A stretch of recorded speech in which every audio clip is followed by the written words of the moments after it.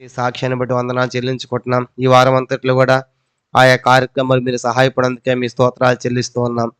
తిరిగి ప్రభు వాతావరణం కొంత ప్రతికూలం ఉన్నప్పటికీ కూడా కొంతమంది ప్రియులు రాగలిగారు, కొంతమంది మార్గ మధ్యలో ఉన్నారు తండ్రి.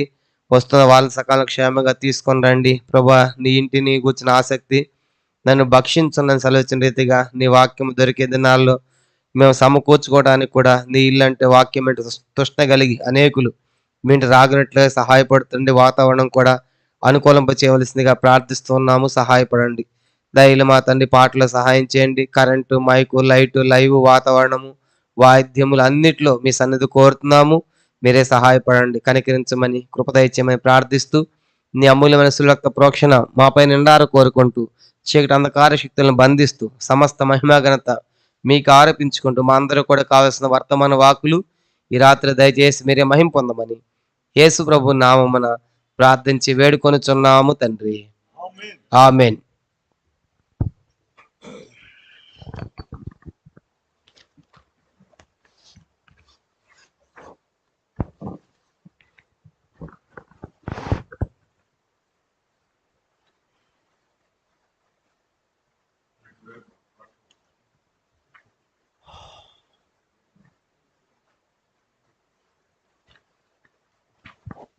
పాట సంఖ్య 97తో ఆరంభించుకుంటాం. 97వ పాట. సాగిలపడి ఆరాధించేదము సత్యముతో ఆత్మతో శ్రీ యేసు అనే పాట. 97 కొత్త వాటిలో, పాత వాటిలో 95. 97 పాట సంఖ్య కొత్త ప్రతుల్లో, పాతవైతే 95.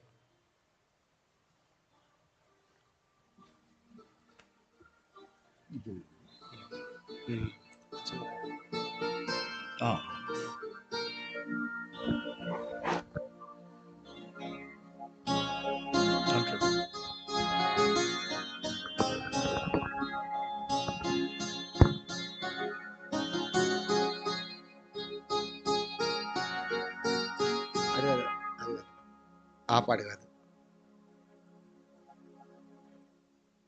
97 రాగం అది కాదు, ఇది ఇంకో పాట. 97. సాగిలపడి ఆరాధించెదము సత్యముతో ఆత్మతో శ్రీ యేసున్. సాగిలపడి ఆరాధించెదము సత్యముతో ఆత్మతో శ్రీ యేసున్. దోతలు కనబడి గానము చేసిరి, దోతలు కనబడి గానము చేసిరి. సతతము మహిమ సార్వోన్నతునికి, సతతము మహిమ సార్వోన్నతునికి. శాంతియు భువిలో పరిశుద్ధులకు, శాంతియు భువిలో పరిశుద్ధులకు. పావనుడేసుని పూజించెదము సాగిలపడి ఆరాధించెదము సత్యముతో ఆత్మతో శ్రీ యేసున్. సాగిలపడి ఆరాధించెదము సత్యముతో ఆత్మతో శ్రీ యేసున్. వల్లలు గాంచిరి గనకాపరిని, వల్లలు గాంచిరి గనకాపరిని. ఉల్లములెల్లను రంజిల్లగను, ఉల్లములెల్లను రంజిల్లగను. ఎల్లరకు చాటిరి వల్లభుని, ఎల్లరకు చాటిరి వల్లభుని. ఉల్లాసముతో కొనియాడెదము సాగిలపడి ఆరాధించెదము సత్యముతో ఆత్మతో శ్రీ యేసున్. సాగిలపడి ప్రార్థించెదము. సత్యముతో ఆత్మతో శ్రీ యేసున్ జ్ఞానులు గనిరి ఘనమగుతారన్. జ్ఞానులు గనిరి ఘనమగుతారన్. పూనికతో పయనము గావించి పూనికతో పయనము గావించి కానుకలిడి పూజించిరి రాజన్. కానుకలిడి పూజించిరి రాజన్. తనివి తీరగ గణపరచెదము. సాగిలపడి ఆరాధించెదము. సత్యముతో ఆత్మతో శ్రీ యేసున్ సాగిలపడి ఆరాధించెదము. సత్యముతో ఆత్మతో శ్రీ యేసున్ మరియా ప్రభుదయ విరివిగా పొంది. మరియా ప్రభుదయ విరివిగా పొంది. ప్రణుతించెను ప్రభు దర్శనముంది. ప్రణుతించెను ప్రభు దర్శనముంది. పరిశుద్ధుడు ప్రభు యేసు క్రీస్తు. పరిశుద్ధుడు ప్రభు యేసు క్రీస్తు. మొరియొచ్చు మదిలో మ్రొక్కెదమిప్పుడే. సాగిలపడి ఆరాధించెదము. సత్యముతో ఆత్మతో శ్రీ యేసున్ సాగిలపడి ఆరాధించెదము. సత్యముతో ఆత్మతో శ్రీ యేసున్ సుమయోనో స్తుతించే దేవుని. సుమయోనో స్తుతించే దేవుని. గమనించే గణ రక్షణ నరులకు. గమనించే గణ రక్షణ నరులకు. నిర్మల వెలుగు నిర్మల మహిమ. నిర్మల వెలుగు నిర్మల మహిమ. విమలుని మరి మరి స్తుతించెదము. సాగిలపడి ఆరాధించెదము. సత్యముతో ఆత్మతో శ్రీ యేసున్ సాగిలపడి ఆరాధించెదము. సత్యముతో ఆత్మతో శ్రీ యేసున్ వివరించెనన్న విమోచకుని. వివరించెనన్న విమోచకుని. విశ్వాసులకు పరిశుద్ధులకు. విశ్వాసులకు పరిశుద్ధులకు. దేవుని స్తుతించుచు నీ భువిలో. దేవుని స్తుతించుచు నీ భువిలో. పవిత్రుని బహు పూజించెదము. సాగిలపడి ఆరాధించెదము. సత్యముతో ఆత్మతో శ్రీ యేసున్ సాగిలపడి ఆరాధించెదము. సత్యముతో ఆత్మతో శ్రీ యేసున్ పూజనీయుడు ప్రభు యేసు క్రీస్తు. పూజనీయుడు ప్రభు యేసు క్రీస్తు. రాజుల రాజు ప్రభువుల ప్రభువు. రాజుల రాజు ప్రభువుల ప్రభువు. రాజ్యమునిచ్చెను రాజుల చేసెను. రాజ్యమునిచ్చెను రాజుల చేసెను. విజయుడు యేసుని పూజించెదము, సాగిలపడి ఆరాధించెదము. సత్యముతో ఆత్మతో శ్రీ యేసు సాగిలపడి ఆరాధించెదము. సత్యముతో ఆత్మతో శ్రీ యేసు.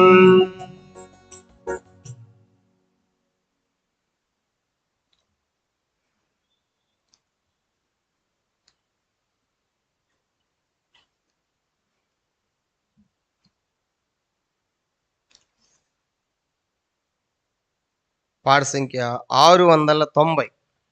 కొత్త బ్రతుల్లో 690, పాత వాటిలో 674. యేసువా నా ప్రియమైన ఆత్మమిత్రుడా, నన్ను బాసురముగా వేగ వచ్చి కౌగలించవే. 690, 690 కొత్త వాటిలో, పాత వాటిలో 674.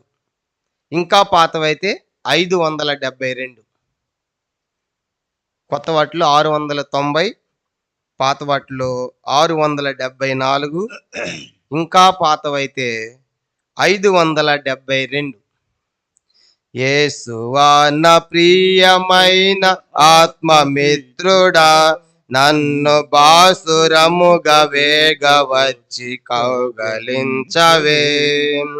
యేసువా నా ప్రియమైన ఆత్మమిత్రుడా, నన్ను బాసురముగా వేగ వచ్చి కౌగలించవే. ఆశ నీవేగా నాదు ఆత్మనాదుడా, ఆశ నీవేగా నాదు ఆత్మనాదుడా.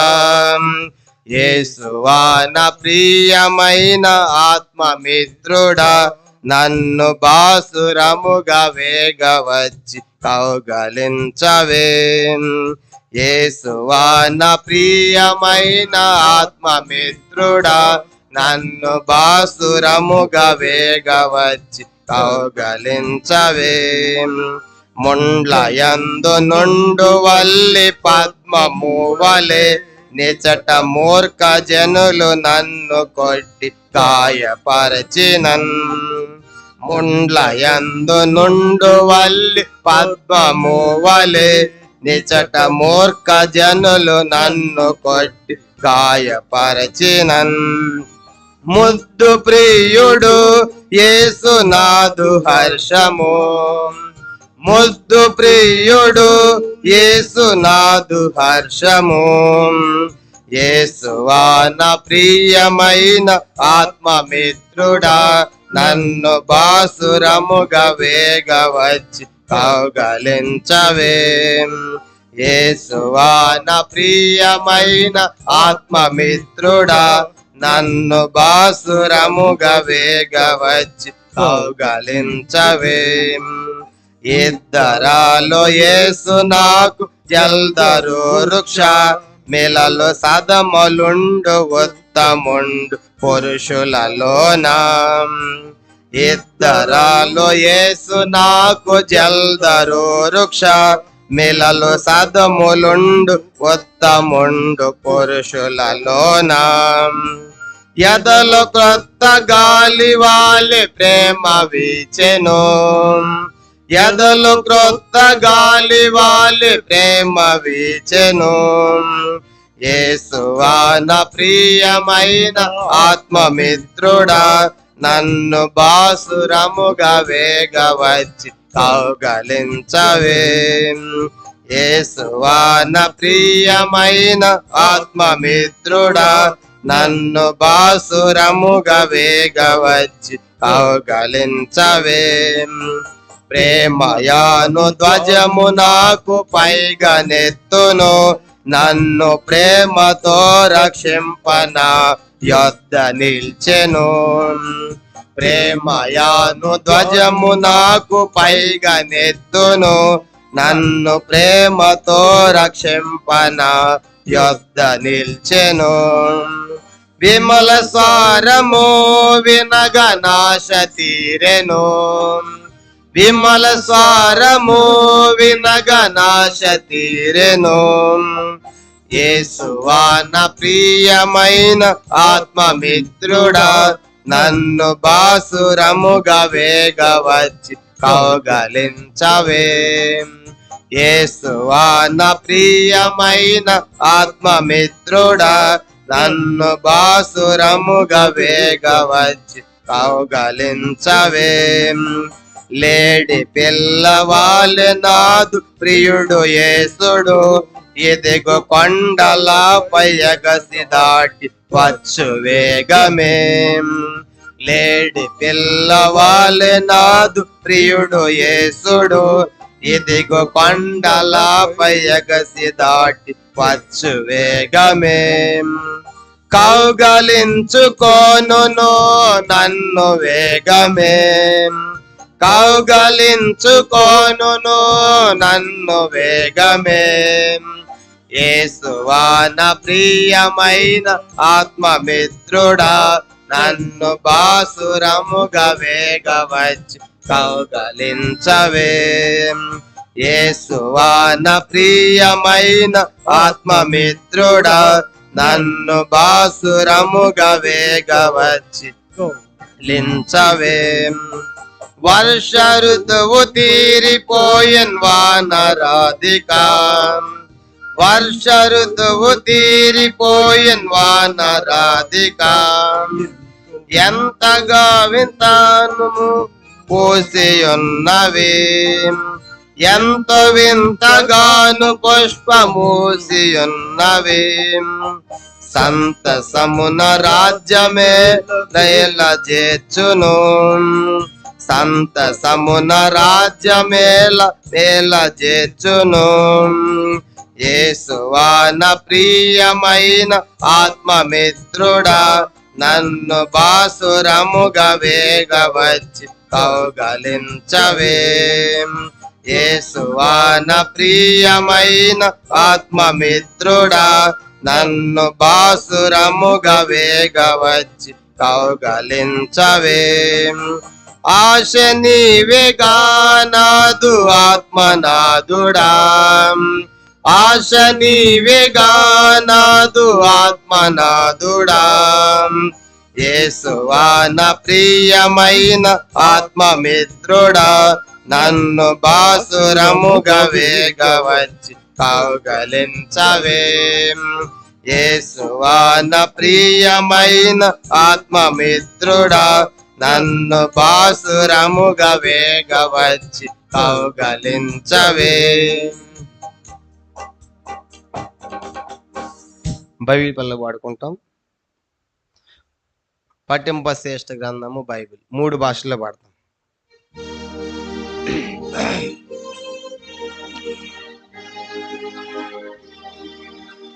పఠింప శ్రేష్ఠ గ్రంథము బైబిల్, పఠింప శ్రేష్ఠ గ్రంథము Bible.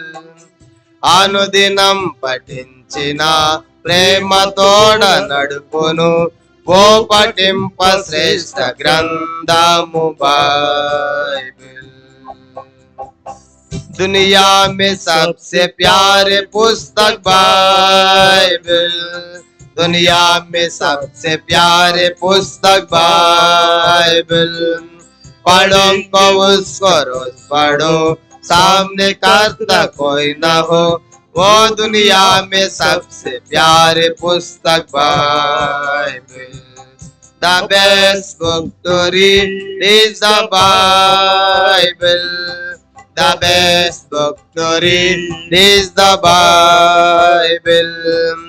If you read it every day, if you help you on the way, oh, the best book to read is the Bible. ప్రార్థన చేసుకుంటాం.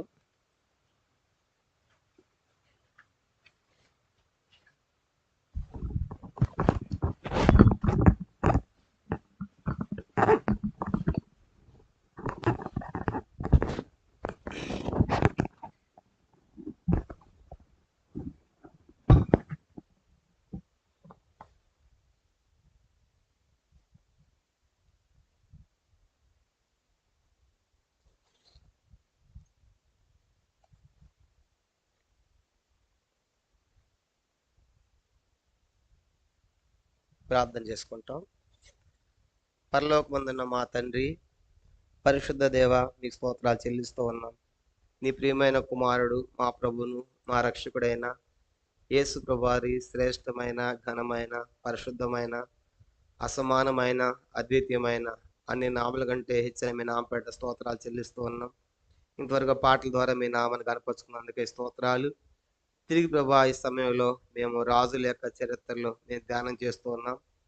ఇవి కథలుగా తండ్రి, నిజంగా జరిగిన సంగతులు దృష్టాంతములుగా వారికి సంభవించి యుగాంతముందన మాకు బుద్ధి కలగడానికై రాయబడును అని యొక్క వాక్యం రాయబడింది. కాబట్టి ఇవన్నీ కూడా మేము వింటున్నప్పుడు, చదువుతున్నప్పుడు, ధ్యానం చేస్తున్నప్పుడు మా మటుకు మేము కూడా జాగ్రత్త పడాలని, సరి చేసుకోవాలని, మా బ్రతుకులను, మా జీవితాలను దిద్దుకోవాలని మీరు హెచ్చరిస్తున్నందుకై స్తోత్రాలు.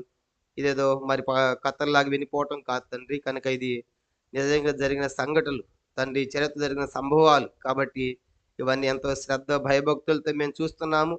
దాన్ని ఇవన్నీ కూడా చూసినప్పుడు మా మటుకు మేము కూడా ఇంత గొప్ప రాజులే ఎలా చెడిపోయారో, పడిపోయారో, పతనమైపోయారో మేము చూస్తూ వచ్చాం, చూస్తూ ఉంటున్నాం కూడా ప్రభా ఈ రాజుల చరిత్రలో. ఈ దినం కూడా విశేషంగా మాతో మాట్లాడమని ప్రార్థిస్తున్నాం. మరి వర్షం ఉన్నప్పుడు కూడా ఆశతో రాగలని పీలు బడి స్తోత్రాలు చెల్లించుకుంటున్నాము. అన్ని కూడా సమస్త మహిమగతి మీకు ఆరోపిస్తున్నాము. వాతావరణం మీ ఆదులు ఉంచుకోనమని, ఈ రాత్రి మా అందరికి కావలసిన వర్తమాన వాక్కులు దయచేసి మహిమ పొందమని వందన స్తోత్రాలు చెల్లిస్తూ మీకు అప్పగించుకుంటూ యేసు ప్రభు నామమున ప్రార్థించి వేడుచున్నాము తండ్రి, ఆమేన్.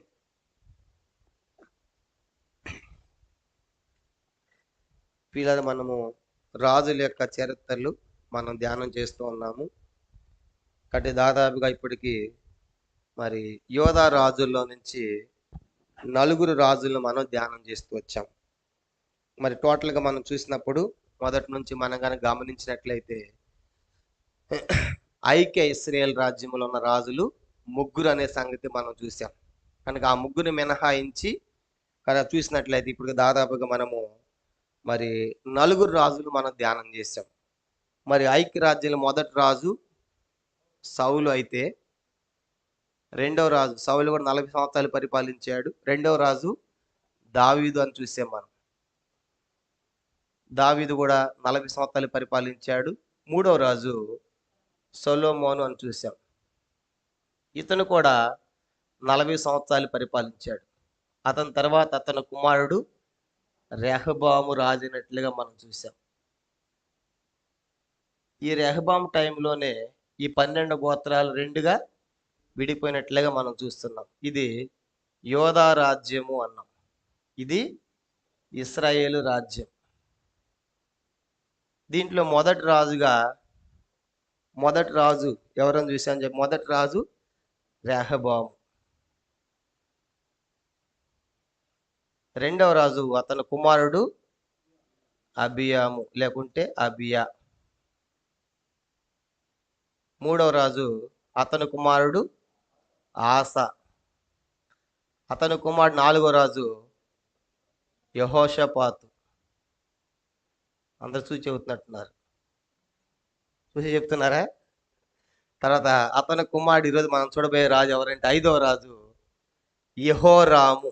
అందరు చెప్పండి, ఎవరంటే ఈయన యెహోరాము.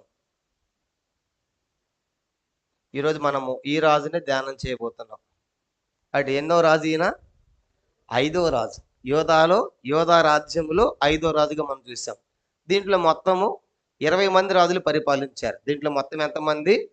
20 మంది. ఇక్కడేమో 19 మంది అని చూసాం. అది ఉత్తర రాజ్యము, ఇశ్రాయేల్ రాజ్యం. ఇదేమో దక్షిణ రాజ్యం. అది 10 గోత్రాలు, ఇదేమో 2 గోత్రాలు. కనుక ఇది ఎప్పుడూ మర్చిపోకూడదు. కనుక అయ్యేంత వరకు కూడా ఇది మన మనసులో పెట్టుకోవాలి.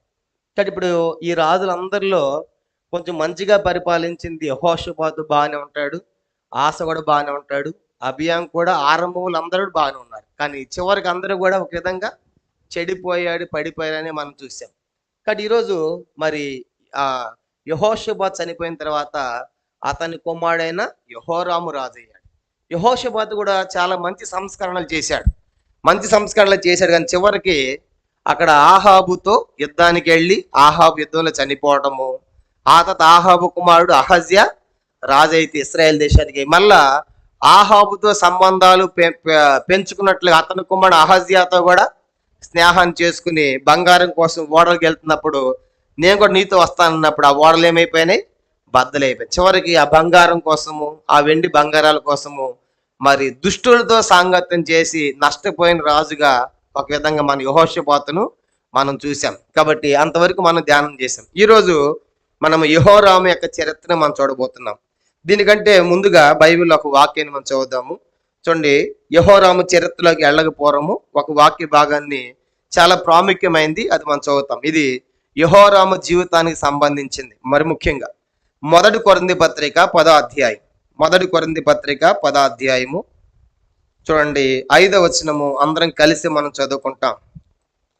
అపోస్తలుడైన పౌలు కొరింథీయులకు రాసిన మొదటి పత్రిక 10వ అధ్యాయం. యెహోరాము చరిత్రలోకి వెళ్ళక ముందు ఈ వాక్యాన్ని చదువుతాం. 1 కొరింథీ పత్రిక 10వ అధ్యాయం 5వ వచనము అందరం కలిసి చదవండి. అయితే వారిలో ఎక్కువ మంది దేవునికి ఇష్టలుగా ఉండకపోయారు గనక అరణ్యములో సంహరింపబడిరి. ఈ సందర్భము ఎవరి గురించి రాయబడింది? ఇశ్రాయేలు గురించి. ఇశ్రాయేలును ఐగుప్తులోంచి విడిపించింది ఎవరు? ఐగుప్తులోంచి విడిపించింది ఎవరు? దేవుడే. అరణ్యములో సంహరించింది ఎవరు? దేవుడే. కనుక విడిపించింది ఆయనే, కనుక సంహరించింది కూడా ఆయన. అని ఆయన చేతిలో ఉన్నాయి. కనుక ఆయన సార్వభౌముడు, కాబట్టి ఆయన ఏదైనా చేయగలడు. ఎందుకు సంహరించబడ్డాడు? దేవుడు ఒట్టిగానే ఒక వ్యక్తిని చంపడు. కనుక దేవుడు ఒక వ్యక్తిని ఎప్పుడు చంపడానికి ఇష్టపడు, ఒట్టిగా చంపడు. కానీ వాళ్ళు ఎందుకు చంపబడ్డారంట? దేవునికి ఇష్టలుగా లేరు. ఇష్టలుగా లేరంటే ఏమేమి చేశారు? ఇక్కడ రాయబడ్డాయి. ఏమేమి చేశారంటే చూడండి, ఉదాహరణగా వాళ్ళు చేసిన పనులు ఇక్కడ రాయబడ్డాయి. 6వ వచనం, ఆశించిన ప్రకారము. చూసిందల్లా కూడా ఆశించారు. కనుక చూసిందల్లా మాకు కావాలని ఆశించారు. రెండవది జనులు తినుటకును. 7వ వచనం, రెండవది ఏంటంట? తినటము. కాబట్టి తినటం చేశారు. కనుక మాకు ఆహారం కావాలి, మన్నా కురిపించు, కనుక మాంసం కురిపించు అని తినటం మొదలు పెట్టారు. కనుక ఆశించే ప్రజలు. రెండవదిగా వాళ్ళు తిండి మీద మక్కువ, మాంసం మీద మక్కువ కలిగిన వారిగా చూసాం. తర్వాత త్రాగుటకును. కనుక మాకు నీళ్ళు, ఈ నీళ్ళని మారైపోయినాయి, చేదైపోయినాయి, బండ్లో నీళ్ళు తెప్పిస్తావా, లేదా రాళ్ళతో కొట్టమంటావా? మోషే మీదకి లేచారు కాబట్టి త్రాగటానికి లేచారు. తర్వాత త్రాగుటకును, కూర్చుండి ఆడుటకును. మోషే కొండ మీదకి వెళ్తే అహరోను దగ్గరకు వచ్చి, ఆ మోషే అనేవాడు ఏవాడో మాకు తెలీదు, మాకు ఒక దేవతను చేయంటే అహరోను భయపడి మీ చోలు ముక్కలు వెండి బంగారాలంతా కూడా అగ్నిలో వేయమన్నాడు. అదేమైందంటే పెద్ద దూడ అయింది. నిర్గమకాండం 32. కనుక ఇదే మా దేవత, ఐగుప్తు నుంచి మనం విడిపించింది ఇదే అని చెప్పేసి ఏం చేశారంటే వాళ్ళు అక్కడ ఆడారు, ఎగిరారు, గెంతులేశారు. కాబట్టి ఆశించే ప్రజలు తినటము, త్రాగటము, తర్వాత కూర్చుండి ఆడటము. అంత మాత్రమే కాదంట, 7వ వచనంలో చివరిలో విగ్రహారాధికులై. కాబట్టి వాళ్ళు ఏమంటారంటే, అవో ఈ దేవత మన ఐగుప్తు నుంచి విడిపించిందని చెప్పేసి ఆ దేవతకి మొక్కటం ఆరంభించారు దూడకి. అంత మాత్రమే కాదంట, 8లో వ్యభిచరించారంట. 8వ వచనం ఏంటంట? వ్యభిచరించారు. తర్వాత 9వ వచనంలో 9వ వచనం రాయబడింది. 10వ వచనం, 9వ వచనం శోధించారు. కనుక వ్యభిచరించడం మీద శోధించారంట దేవుణ్ణి. 10వ వచనంలో సనిగారు. ఇవన్నీ కూడా దేవుడు ఎంతకాలం ఓచుకున్నాడు తెలుసా? ఎంతకాలం అంట? దాదాపుగా 40 సంవత్సరాలు ఊపిపట్టాడు. అపోస్తలుల కార్యాలు 13వ అధ్యాయం. ఈ పనులన్నీ చేస్తా ఉంటే ఇంకా మార్చుకుంటారు, ఇంకా మారుతారని చెప్పేసి 40 సంవత్సరాలు దేవుడు ఎదురు చూశాడు. అపోస్తలుల కార్యములు 13వ అధ్యాయం చూడండి 18వ వచనం. అపోస్తలుల కార్యములు 13వ అధ్యాయము 18వ వచనం చదవండి. ఇంచుమించు 40 ఏండ్ల మట్టుకు అరణ్యముల వారి చేష్టలను సహించెను. కనుక ఎన్ని సంవత్సరాలంట? 40 సంవత్సరాలు. ఏం చేష్టలు వాళ్ళు చేసింది? చూసిందల్లా కావాలి, ఆశించారు. తినటము, త్రాగటము, కూర్చుండటము, ఆడటము, గెంతులేయటము, వ్యభిచారం చేయటం, విగ్రహారాధన, సనగటము, శోధించటము. కనుక ఇవన్నీ కూడా 1 రోజు 2 రోజులు కాదంట, దేవుడు 40 సంవత్సరాలు చూశాడు. అబ్బా, దేవుడు ఎంత దీర్ఘశాంతుడు అబ్బా. మనకు 40 సంవత్సరాలు ఎవరైనా తప్పు చేస్తా ఉంటే ఓపి పడతామా? 40 సంవత్సరాలు ఇంక చేస్తానే ఉంటే క్షమిస్తాం మనము? మనకు అస్సలు సహనం ఉండదు. దేవుడు దీర్ఘశాంతుడు. 40 సంవత్సరాలు పెట్టాడు అరణ్యములో. కానీ వాళ్ళు మారలేదు. కనుక అందుకే దేవుడు ఏం చేశాడంటే దేవుడే వాళ్ళని రక్షించాడు. యోధా పత్రిక చూడండి, వాళ్ళని రక్షించింది ఎవరంటే దేవుడి. యోధా పత్రిక ఒకే అధ్యాయం ఉంది కదా, చూడండి. యోధా పత్రికలో వారు రక్షణ పొందిన ప్రజలే. యోధా పత్రిక ఒక వచనం రాయబడింది వాళ్ళ గురించి, ప్రాణ గ్రంథానికి ముందు ఉన్నటువంటి పత్రిక యోధా పత్రిక. చూడండి 5వ వచనం. యోధా పత్రిక 5వ వచనం చదవని అందరూ చదువుతాం. యోధా పత్రిక 5వ వచనం. ఈ సంగతులన్నీ ముందటనే ఎరిగి ఉన్నాను, నేను మీకు జ్ఞాపకము చేయగోరుచున్నది ఏమనగా, ప్రభు ఐగుప్తులో నుండి ప్రజలను రక్షించినను వారిలో నమ్మకపోయిన వారి తరువాత నాశనము చేసెను. వీళ్ళు ఎవరంటే ఐగుప్తులోంది రక్షించబడిన ప్రజలు. ఎవరంట వీళ్ళు? రక్షణ పొందిన వారే. ప్రభు ఐగుప్తుల ప్రజలను రక్షించబడ్డారు. ఐగుప్తులోంచి, ఎర్ర సముద్రంలో నుంచి, ఫరో దాసత్వంలో నుంచి రక్షించారు కానీ దేవుని నమ్మలేదంట. అందుకే దేవుడు వారిని ఏం చేశారు? కానీ మనం చదువుతున్నప్పుడు మనం కూడా రక్షణ పొందిన ప్రజలమే. కానీ నేను రక్షణ పొందాను కదా, ఇక నాకు డైరెక్ట్ టికెట్ పరలోకం అనుకోకూడదు. కాబట్టి పొందిన రక్షణ ఫిలిప్పి 2:12 అంటాడు కదా, మన సొంత రక్షణ భయముతో వణకుతో కొనసాగించుకోవాలంట. కాబట్టి రక్షణ పొందిన మనము చాలా జాగ్రత్తగా ఉండాలి. ఇవన్నీ ఎందుకు చెప్పానంటే, ఇలాంటి సంగతులు చేశారు కాబట్టి అరణ్యములో వారు 40 ఏళ్ళ తర్వాత దేవునికి వాళ్ళంటే ఇష్టము లేకుండా అయిపోయింది. అందుకే 1 కొరింథీ పత్రిక 10:5 మనం చదివాం. 1 కొరింథీ పత్రిక 10:5 మనం చూసినప్పుడు దేవుడు వారిని ఎందుకు సంహరించాడంటే రాయబడిన మాట, దేవునికి వాళ్ళు ఇష్టంగా. ఇక దేవునికి ఇష్టంగా లేకపోతే ఇక మనుషులు ఇష్టపడతారా? దేవునికి ఇష్టం లేని బ్రతుకు ఎలా ఉంటది? ఈరోజు యెహోరాము సంగతి కూడా చూడబోతాం. యెహోరాము కూడా చనిపోయినప్పుడు ఎవరికి ఇష్టం లేదంట. అందుకే ఈ మాట చెప్పాను. కనుక ఈరోజు మనం యెహోరామును ధ్యానం చేయబోతున్నాం కాబట్టి, మన యెహోరాము కూడా చనిపోయినప్పుడు ఎవరు బాధపడలేదంట, ఎవరు అయ్యో అనలేదంట. ఆ సచ్చినాళ్లే అన్నట్టుగానే అయిపోయింది ఆయన చావు. కాబట్టి ఈ రాత్రి మా తలంపు ఏంటంటే, మనము దేవునికి ఇష్టలుగా ఉండాలి. అందరూ చెప్పండి, ఎలా ఉండాలి? మనం దేవునికి ఇష్టలుగా ఉండాలి. కనుక దేవునికి ఇష్టలుగా ఉంటే మనుషులందరూ కూడా ఇష్టలుగానే ఉంటాం. కాబట్టి ఈరోజు మనము యెహోరామును చూడబోతున్నాము. కనుక ఈ యెహోరాము చరిత్ర ఎక్కడెక్కడ రాయబడిందంటే 2 భాగాల్లో మనం చూస్తాం బైబిల్లో. మొదటి భాగము 2వ రాజులు 8వ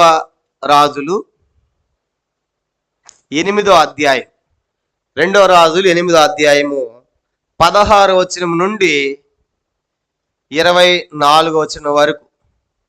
2వ భాగము 2వ దినవృత్తాంతములు 21వ అధ్యాయం మొత్తం చివరి వరకు, అంటే 20 వచనాలు ఉన్నాయి. 20 వచనాలు ఈ 2 భాగాల్లో యెహోరాము యొక్క చరిత్ర మనము పూర్తిగా మనం చూడగలం.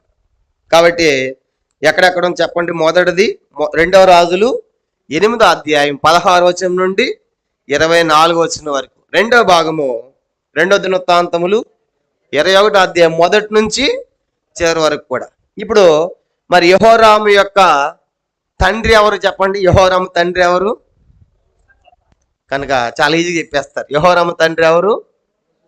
కనుక ఈ యోధా రాజుల అందరిలో కూడా దాదాపుగా అందరూ కూడా తండ్రి తర్వాత కుమారుడు రాజు అవుతాడు. ఎందుకంటే దావీదుకి ఏం చెప్పాడు? దావీదు సంతతిలో ఒకడు సింహాసనం మీద ఖచ్చితంగా ఉంటాడు. కాబట్టి వాళ్ళు ఎంత చెడ్డవాళ్ళైనా సరే దేవుడు ఆ వంశంలో ఒక వ్యక్తిని కాపాడి నిలబెట్టి రాజుగా చేస్తూ వచ్చాడు. కనుక ఇవన్నీ కూడా తండ్రి తర్వాత కుమారుడే రాజు అవుతాడు యోధా రాజ్యములో. కానీ ఇశ్రాయేల్ రాజ్యంలో అలా ఉండదు. ఇశ్రాయేల్ రాజ్యంలో చాలా మంది దాదాపుగా 9 రకాల వంశీయులు పరిపాలించారు ఇశ్రాయేల్ రాజ్యాన్ని. అది మనం అప్పుడు చూసినప్పుడు ఏ వంశము ఎలా పరిపాలించిందో మనం చూస్తాం. కాబట్టి ఇదంతా కూడా మరి యోధా రాజ్యం అంతా దావీదు యొక్క వంశీయులే పరిపాలించారు. దావీదు యొక్క వంశీయులే సింహాసనం ఎక్కారు. చెరలోకి పోయిందా కూడా దావీదు వంశీయులే ఈ యోధా రాజ్యంలో సింహాసనం మీద ఉంటారు. కాబట్టి ఇప్పుడు యెహోరాము తండ్రి ఎవరని చూసాను చెప్పండి? యెహోషాపాతు. కానీ తల్లి ప్రస్తావన ఎక్కడ రాయబడలేదు కనుక బైబిల్లో. కనుక యెహోషాపాతు భార్య గురించి రాయబడలేదు. తర్వాత యెహోరాము తల్లి కాబట్టి ఆమె గురించి మనం బైబిల్ ఎక్కడ మనం చెప్పబడలేదు. తర్వాత మనం గమనించామంటే ఇక ఇతని యొక్క చరిత్రలో కనుక మనం వెళ్ళామంటే ఇక్కడ కొన్ని వచనాలు ఉన్నాయి కాబట్టి ఇతని చరిత్ర ఎక్కువ దినవృత్తాంతాల గ్రంథాలు ఎక్కువగా ఉంది. కాబట్టి మనము యోధరాజులు ధ్యానం చేసినప్పుడు యోధరాజుల యొక్క చరిత్ర అంతా కూడా దినవృత్తాంతములో చాలా విస్తృతంగా రాయబడింది కాబట్టి అక్కడ చదువుకుంటే మనకు బాగా అర్థమవుతుంది. ఇశ్రాయేల్ రాజుల గురించి దినవృత్తాంతాలు చాలా తక్కువగా రాయబడింది కాబట్టి ఇక్కడ ఎక్కువగా రాయబడింది కాబట్టి మనం ఇప్పుడు మన ధ్యానం అంతా కూడా 2వ దినవృత్తాంతంలోనే మనం ధ్యానం చేస్తాం. అవసరమైనప్పుడు కొన్నిసార్లు అక్కడ కూడా వెళ్ళి అది కూడా మనం చూస్తాం. కనుక అక్కడ రెండు కలిసి మనము చూస్తే మనకు టోటల్గా అతని చరిత్ర అంతా మనకు అర్థమవుతుంది. సరే, ఇప్పుడు మనము ఈ యొక్క యెహోరాము యొక్క చరిత్రలోకి మనం వెళ్తాం. చూడండి, 2వ దినవృత్తాంతములు 21వ అధ్యాయం. తండ్రి యెహోషాపాతును చూసాము. తల్లి ప్రస్తావన లేదు అని జ్ఞాపకం పెట్టుకుందాం. ఈ 2 భాగాల్లో ఉందని చూసాము కనుక అతని యొక్క చరిత్ర. కాబట్టి ఇతడు యోధా రాజ్యానికి 5వ రాజు అని మనం జ్ఞాపకం పెట్టుకుంటాం. ఇప్పుడు అతని చరిత్రలోకి వెళ్తాం. 2వ దినవృత్తాంతములు 21వ అధ్యాయం. 2వ దినవృత్తాంతములు 21వ అధ్యాయము చూడండి. ఇంకో విషయం ఏంటంటే ఈ అధ్యాయము చావుతో ఆరంభించబడి చావుతోనే ముగించబడుతుంది అధ్యాయం. కనుక 2వ దినవృత్తాంతములు 21వ అధ్యాయము ఎట్లా ఆరంభమవుతుందంటే ఒక సమాధితో ఆరంభించబడి మరి ముగింపు కూడా అధ్యాయం సమాధితోనే ముగిస్తుంది. చూడండి, 2వ దినవృత్తాంతములు 21వ అధ్యాయం మొదటి వచనం. 2వ దినవృత్తాంతములు 21వ అధ్యాయం మొదటి వచనం చదవండి. యెహోషాపాతు తన పితరులతో కూడా నిద్రించి తన పితరుల చెంతను దావీదు పురమందు పాతి పెట్టబడును. అతని కుమారుడు యెహోరాము అతనికి బదులుగా రాజాయను. కాబట్టి యెహోషాపాతు చనిపోయి మరి దావీదు పురమందు కనుక రాజుల సమాధులు పాతి పెట్టారు. ఆ తర్వాత అతని కుమారుడైనటువంటి యెహోరాము అతనికి బదులుగా రాజయ్యాడు. కానీ ఈ అధ్యాయము చావుతో సమాధితో ఆరంభించబడింది. ముగింపు కూడా చూడండి, 20వ వచనంలో ముగింపు కూడా చావుతోనే మనం చూస్తాం. 20వ వచనం, ఇది అధ్యాయం 20వ వచనం. అతడు యాగం ఆరంభించినప్పుడు 32 ఏండ్ల వాడు, యెరూషలేములో 8 సంవత్సరములు ఏలి ఎవరికి ఇష్టం లేని వాడు అతడు చనిపోయెను. రాజుల సమాధుల్లో గాక దావీదు పురమందు వేరు చోట జనులు అతన్ని పాతి పెట్టింది. ఈ అధ్యాయము మరణముతో సమాధితో ఆరంభించబడి మళ్ళా మరణంతో సమాధితోనే ముగిస్తుంది. కాబట్టి బాగా గుర్తుపెట్టుకోవాలి. కాబట్టి ఇతడు యెహోషాపాతు చనిపోయిన వెంటనే ఎవరు రాజయ్యారంట? యెహోరాం ఎందుకు రాజయ్యాడంటే కింద వచనాలు చూస్తాం. చూడండి, 2వ వచనం. యెహోషాపాతుకి ఎంతమంది పిల్లలు, యెహోషాపాతు యొక్క సంతానం ఎంతమందో మనం చూస్తాం. 2వ వచనం చూడండి, 2వ వచనం. యెహోషాపాతు కుమారులైన అజర్యా, యెహీయేలు, జకర్యా, అజర్యా, మికాయేలు, షెఫట్య అనువారు ఇతనికి సహోదరులు. వీరందరూ ఇశ్రాయేలు రాజైన యెహోషాపాతు కుమారులు. చెప్పండి, వీళ్ళంతా ఎంతమంది అంటే మొత్తం ఎంతమంది? 6 ప్లస్ యెహోరాము ఒకడు ఉన్నాడు కదా, యెహోరాం రాజు అయ్యాడు. తర్వాత 6 మంది, 6 ప్లస్ యెహోరాము ఒకడు, మొత్తము 7 మంది పిల్లలు. ఎవరికి? యెహోషాపాతుకి. కనుక అక్కడ రాయబడింది మొదటి వచ్చిన యెహోరాము రాజు అయ్యాడు. యెహోరాము 1 అయితే 2వ వచనంలో అజర్యా 2, యెహీయేలు 3, జకర్యా 4, అజర్యా 5, మికాయేలు 6, షెఫట్య 7. కనుక ఇక్కడ 2వ వచనంలో 6 మంది రాయబడింది. 2వ వచనంలో అజర్యా 1, 2వది యెహీయేలు, 3వది జకర్యా, 4వది అజర్యా, 5వది మికాయేలు, 6వది షెఫట్య. పైన మొదటి వచనంలో యెహోరాము. మొత్తం ఎంతమంది? 7 మంది. యెహోరాముకి 7 మంది సంతానము. వారిలో ప్రథముడు, మొదటివాడు, పెద్దవాడు ఎవరంటే యెహోరాము. అందరూ చెప్పండి, ఎవరంటే మొదటివాడు ప్రథముడు యెహోరాం. కనుక మరి యెహోరాము రాజు అయినట్టుగా మనం చూసాం. కనుక యెహోరాము మరి రాజు అయ్యాడు. కనుక ఎందుకు రాజు అయ్యాడంటే అతడు తన కుటుంబములో జ్యేష్ఠుడు కనుక, అనగా పెద్దవాడు. బైబిల్లో కూడా మనం చూసామంటే మరి జ్యేష్ఠత్వానికి చాలా ప్రాముఖ్యత ఉంది. కనుక బైబిల్లో పాత నిబంధనలు మనం చూసిన ధర్మశాస్త్రములో ప్రథములకు చాలా ప్రాముఖ్యత ఇవ్వబడింది. ప్రథమ కుమారునికి ఉదాహరణగా మరి కయ్యూని హేబేలు విషయాన్ని మనం చూస్తాం. కనుక కయ్యూని శపించబడ్డాడు, హేబేలేమో దీవించబడ్డాడు. ఏసేవు యాకోబు మనం చూస్తాం. కనుక యాకోబు ఏసేవు ఏమమ్ముకున్నాడంట చెప్పండి. హెబ్రీ పత్రిక 12లో చూస్తాం. తన జ్యేష్ఠత్వపు హక్కును అమ్మివేసిన ఏసేవు వంటి భ్రష్టుడైనను వ్యభిచారి అయినను ఉండునేమో అంటాడు. కనుక దేనికోసం అంట? ఒక్క పూట కూటి కొరకు. దేన్ని నమ్ముకున్నాడు? జ్యేష్ఠత్వాన్ని. కనుక నువ్వు జ్యేష్ఠుడు, ప్రథముడు. కనుక తండ్రి తర్వాత బాధ్యతలన్నీ కూడా ప్రథముడికే ఉంటాయి. అలాంటిది నాకెందుకు చావబోతున్నా కదా, ఆ ఎర్రని కూర నాకు చాలని ఆ చిక్కుడుగా ఎర్రని కూర కోసము జ్యేష్ఠత్వాన్ని అమ్మివేశాడు. కాబట్టి మనం చూసండి బైబిల్ ఎలాగూ మరి జ్యేష్ఠాధికారం చాలా ప్రాముఖ్యమైనది. చూడండి, మనం కూడా ఇంట్లో పెద్దవాడికి ప్రాముఖ్యత ఇస్తాం, చిన్నవాడికి చాలా తక్కువ ఇస్తాం. 10 మంది మాట్లాడుతున్నప్పుడు ఇంట్లో పిల్లలు అందరూ చిన్నవాడు మాట్లాడాడు అనుకోండి, ఏమంటాం? కూర్చోరా, నీకేం తెలుసు, నీకంటే ఎంతమంది ఉన్నారు అన్నవాళ్ళు, వాళ్ళు చెప్పింది నేను అంటాం. ఎందుకు? జ్యేష్ఠులకి ఇస్తాం. కనుక ఇక్కడ కూడా జ్యేష్ఠాధికారము కనుక ప్రథముడికే ఉంటుంది. కాబట్టి ఇప్పుడు యెహోరాము కనుక ప్రథముడు కాబట్టి ఈ యెహోషాపాతు ఏం చేశాడంటే అతను రాజుగా చేయదలిచాడు ధర్మశాస్త్ర ప్రకారం. కనుక నా కుమారుడు పెద్దవాడు యెహోరాము కాబట్టి నా తర్వాత వీడే రాజు అవ్వాలి. ఎవరు చెప్పండి? ఎవరంట? యెహోరామే రాజు అవ్వాలని. అందుకే ఏం చేశాడంటే యెహోరాము యెహోషాపాతు తన బ్రతికుండగానే తనతో పాటు పాలకు సంబంధించిన విషయాలన్నీ కూడా యెహోరాముకు నేర్పిస్తూ వచ్చాడు. కనుక నా తర్వాత నెక్స్ట్ వీడు రాజవ్వాలి కాబట్టి అని అనేకమైన సంగతులు యెహోరాముకు రాజ్య పాలన సంగతులు తండ్రి చనిపోక ముందే నేర్పించాడు. చూడండి, కొంతమంది బైబిల్లో కొంతమంది రాజులు ఎట్లా ఉన్నారంటే, రాజుల యొక్క చరిత్రలు చూసినప్పుడు తండ్రి బతికే ఉంటాడు, తండ్రితో పాటు కుమారులు కూడా పరిపాలన చేస్తాడు. అప్పుడు ఎవరికి అధికారం ఉన్నట్లు? తండ్రికా, రాజుకా, కుమారుడికా, తండ్రికా? చెప్పండి. తండ్రి బ్రతికే ఉన్నాడు, తండ్రి బ్రతుకున్న పెద్దవాడు తండ్రితో పాటు కలిసి పాలనలో కొనసాగుతున్నాడు అనుకోండి, ఎవరికి ప్రాముఖ్యత ఇస్తాము? కుమారునికా? ఉదాహరణ ఇప్పుడు యెహోషాపాతు బ్రతికే ఉన్నాడు అనుకున్నాం.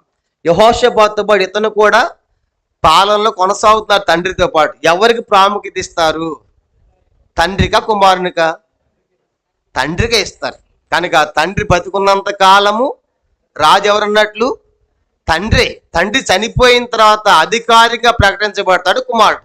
ఎందుకు మాట చెప్పానంటే, ఈ రాజుల చరిత్రలో నేను సంవత్సరాలు చెప్పటంలా, కనుక ఈ సంవత్సరాలు కూడా ఉన్నాయి, కానీ అవన్నీ కూడా ఎగుడు దిగుడుగా ఉంటాయి. ఉదాహరణకి ఇప్పుడు యెహోరాం పాలన చూసామనుకోండి, పలానా సంవత్సరం స్టార్ట్ అవుతుంది అనుకున్నాం అనుకోండి, ఇతను ఆల్రెడీ తండ్రితో పాటే ఉన్నాడు పాలనలో. అప్పుడు కొంతమంది చరిత్రకారులు ఏం రాశారంటే, తండ్రితో పాటు లెక్కించారు సంవత్సరాలు. తండ్రితో పాటు లెక్కిస్తే ఏమవుతాయి? సంవత్సరాలు ఎక్కువ అవుతాయి. కొంతమంది చరిత్రకారులు తండ్రితో కాదు, అతడు రాజు అయిన తర్వాత నుంచి లెక్క అని చెప్పేసి కొంతమంది ఆ లెక్క తీశారు. అప్పుడు ఏమవుతాయి? సంవత్సరాలు తక్కువ అవుతాయి. అందుకే అవన్నీ కన్ఫ్యూజ్ అవుతారని చెప్పేసి నా సంవత్సరాలు చెప్పట్లేదు. ఏ సంవత్సరం రాజు అనే సంగతి ఎందుకు చెప్పట్లేదు? ఇదే కారణం. కొంతమంది చరిత్రకారులేమో తండ్రితో పాటు ఉన్న కాలాన్ని కలిపి రాశారు, కొంతమంది చరిత్రకారులేమో తండ్రి కాదు, చనిపోయిన తర్వాత అతడు లెక్క అని కొంతమంది రాశారు. కాబట్టి అవన్నీ కన్ఫ్యూజ్. కాబట్టి ఆ సంవత్సరాలు మనకు ప్రాముఖ్యమైనది కాదు, వారి జీవితాలు చాలా ప్రాముఖ్యమైనవి మనకనే సంగతి మీకు జ్ఞాపకం చేస్తున్నాను. కాబట్టి ఇప్పుడు యెహోరాము కనుక రాజ్య పాలన తండ్రితో పాటు పాలన కొనసాగాడు. తండ్రి చనిపోయిన వెంటనే యెహోరాం ఏమాడంట? యూదా రాజ్యానికి 5వ రాజుగా నియమించబడ్డాడు. ఎన్నో రాజు అంటే ఎన్నో రాజు? ఇతడు 5వ రాజుగా అయ్యాడు. కనుక ఇతనికి ఎంతమంది సహోదరులు ఉన్నారు? ఇంకా 6 మంది ఉన్నారు. కనుక వీళ్ళంతా తన తోడబుట్టిన వాళ్ళే, తన సొంత రక్త సంబంధికులే. కనుక 6 మంది ఉన్నారు. ఇప్పుడు రాజు అనే వెంటనే అతడు చేసిన పని కనుక మరి ఇప్పుడు యెహోరామును రాజుగా చేస్తే మరి మిగతా వాళ్ళు బాధపడరా? మిగతా 6 మంది ఉన్నారు కదా, ఏమిదని మరి మా సంగతి ఏంటి, వాడిని రాజు చేసావు అని మిగతా వాళ్ళు తిరుగుబాటు చేయరు. ఈ దినాలు మనం చూస్తాము ఆస్తి పంపకాల విషయంలో కూడా. ఉదయకాలం కూడా మా దగ్గర ప్రార్థన జరిగితే ఒక సిస్టర్ అన్న మా కోసం ప్రార్థన చేయండి, మా నాయన మా బాబాయ్ ఇద్దరు కూడా కనుక ఈ ఆస్తి పంపకాల దగ్గర కొంచెం వివాదం పడుతున్నారు, సమాధానం ఉండాలని. చూసారా? కనుక డబ్బు రాగానే, అధికారం రాగానే ఎవరు కూడా తగ్గరు. కనుక నేనంటే నేనంటారు. ఇప్పుడు యెహోరాం రాజు అయితే మరి మిగతా 6 మంది ఊరుకుంటారా? తండ్రిని ఎదిరిస్తారు, తండ్రిని అడుగుతారు కదా మా సంగతి ఏంటని. అందుకే ఈ యెహోషాపాతు మిగతా వాళ్ళకి ఏం చేశాడు? ఎదురు తిరగకుండా ఏం చేశాడు? చూడండి, ఇప్పుడు 3వ వచనం, 21వ అధ్యాయం 3వ వచనం చదవండి. వారి తండ్రి వెండి బంగారములను బహుమానములుగా ప్రశస్త వస్తువులు అనేకములను యోధా దేశంలో ప్రాకారము గల పట్టణములను వారికి ఇచ్చాను. అయితే యెహోరాము జ్యేష్ఠుడు గనుక అతనికి రాజ్యమునిచ్చెను.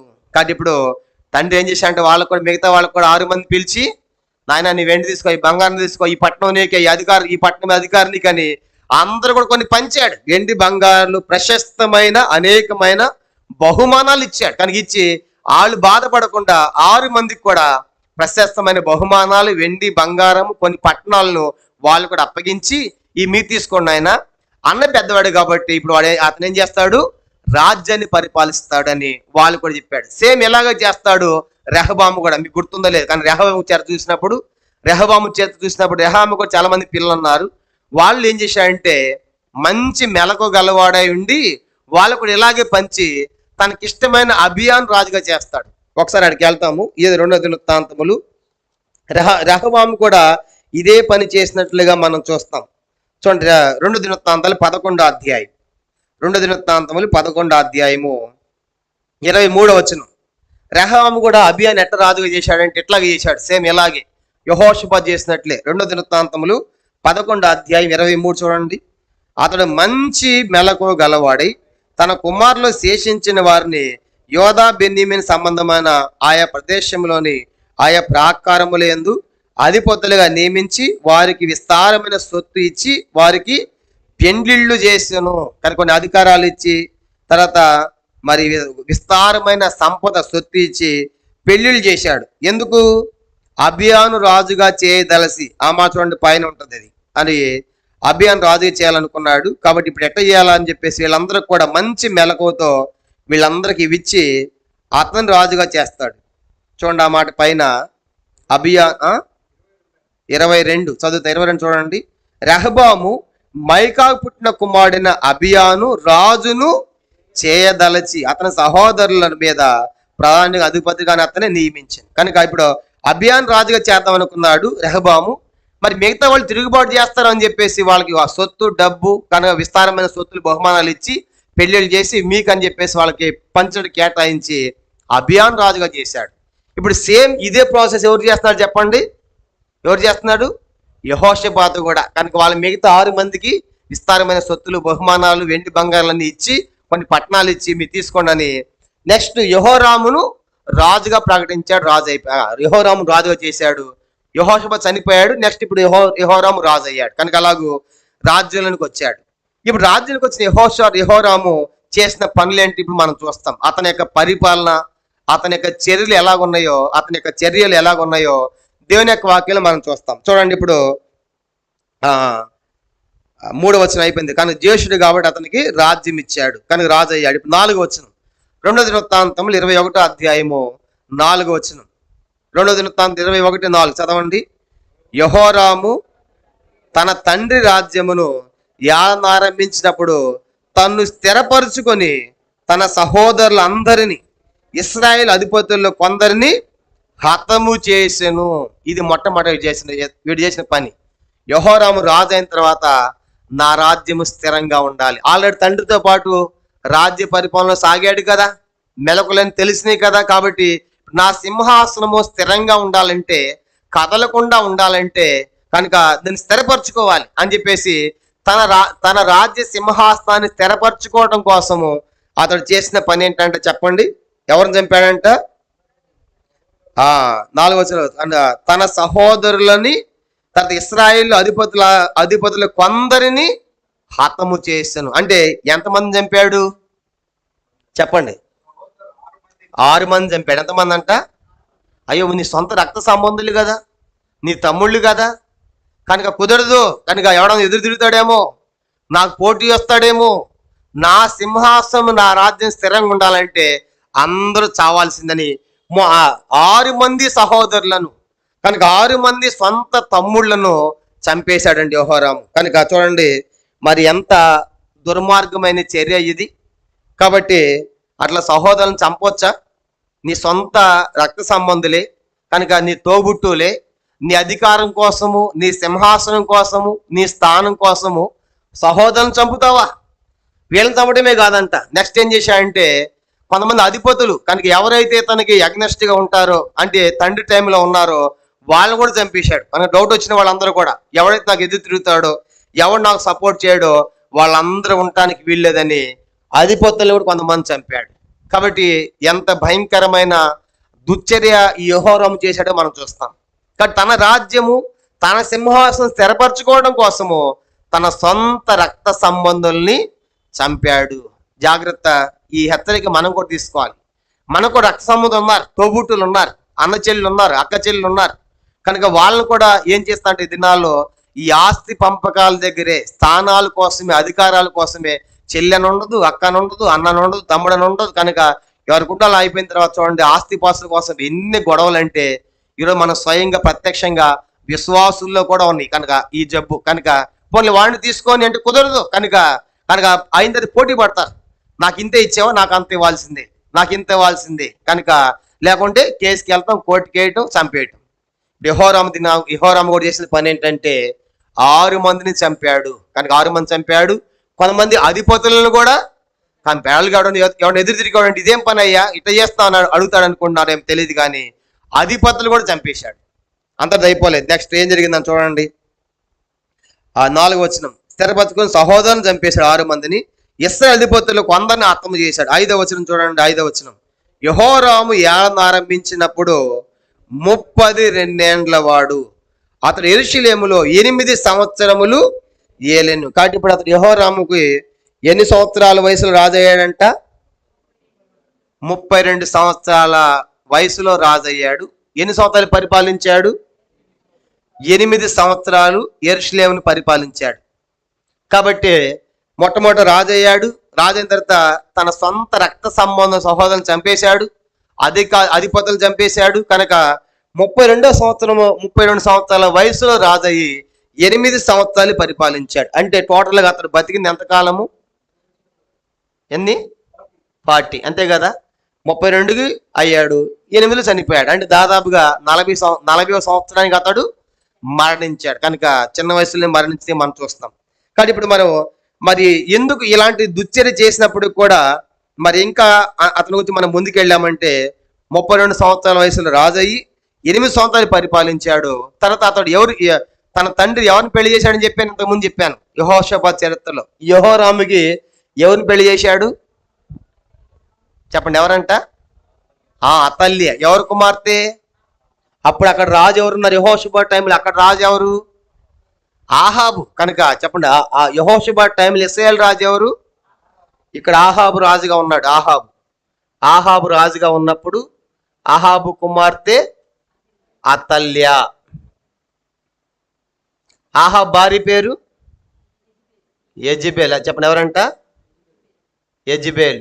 కానీ ఇప్పుడు యెహోషాపాతు ఆహాబు కుమార్తెను అతల్యను తీసుకొచ్చి ఎవరు పెళ్లి చేశాడు? తన కుమారుడైన యెహోరాము పెళ్లి చేశాడు. కానీ ఇప్పుడు ఇతను ఏం చేశాడంటే ఇక్కడ అంతా బాగా గుర్తుపెట్టుకోవాలి. యోధా దేశంలో యెరూషలేము ఉంది, మందిరం ఉంది, ప్రవక్తలు ఉన్నారు, యాజకులు ఉన్నారు, బలులు ఉన్నాయి. కానీ ఇక్కడ ఏమీ లేదని చెప్పాను.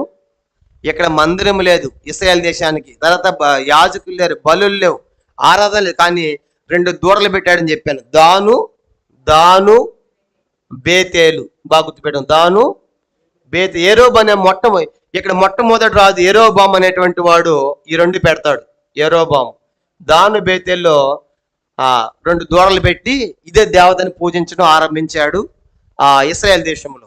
ఇంకా యెరోబాము తర్వాత వచ్చిన వాళ్ళందరూ ఎవరిని సేవించారు చెప్పండి? ఆ దాను బేతేలటువంటి ఆ దూడల్ని సేవించారు. కానీ ఇప్పుడు యెహోషాపాతు ఐశ్వర్యం ఘనత అయిన తర్వాత తన స్థానం కోసము, తన స్థాయి కోసము ఆహాబుతో 1000 మంది కుమార్తె పెళ్లి చేశాడు. ఇప్పుడు యెహోరాము పెళ్ళైన తర్వాత ఏం చేశాడంటే భార్య మాట ప్రకారము, అత్తమామల మాట ప్రకారము ఇతను కూడా ఏం చేశాడంటే ఈ మార్గములోకే వెళ్ళాడు. అంటే ఏ మార్గములోనికి?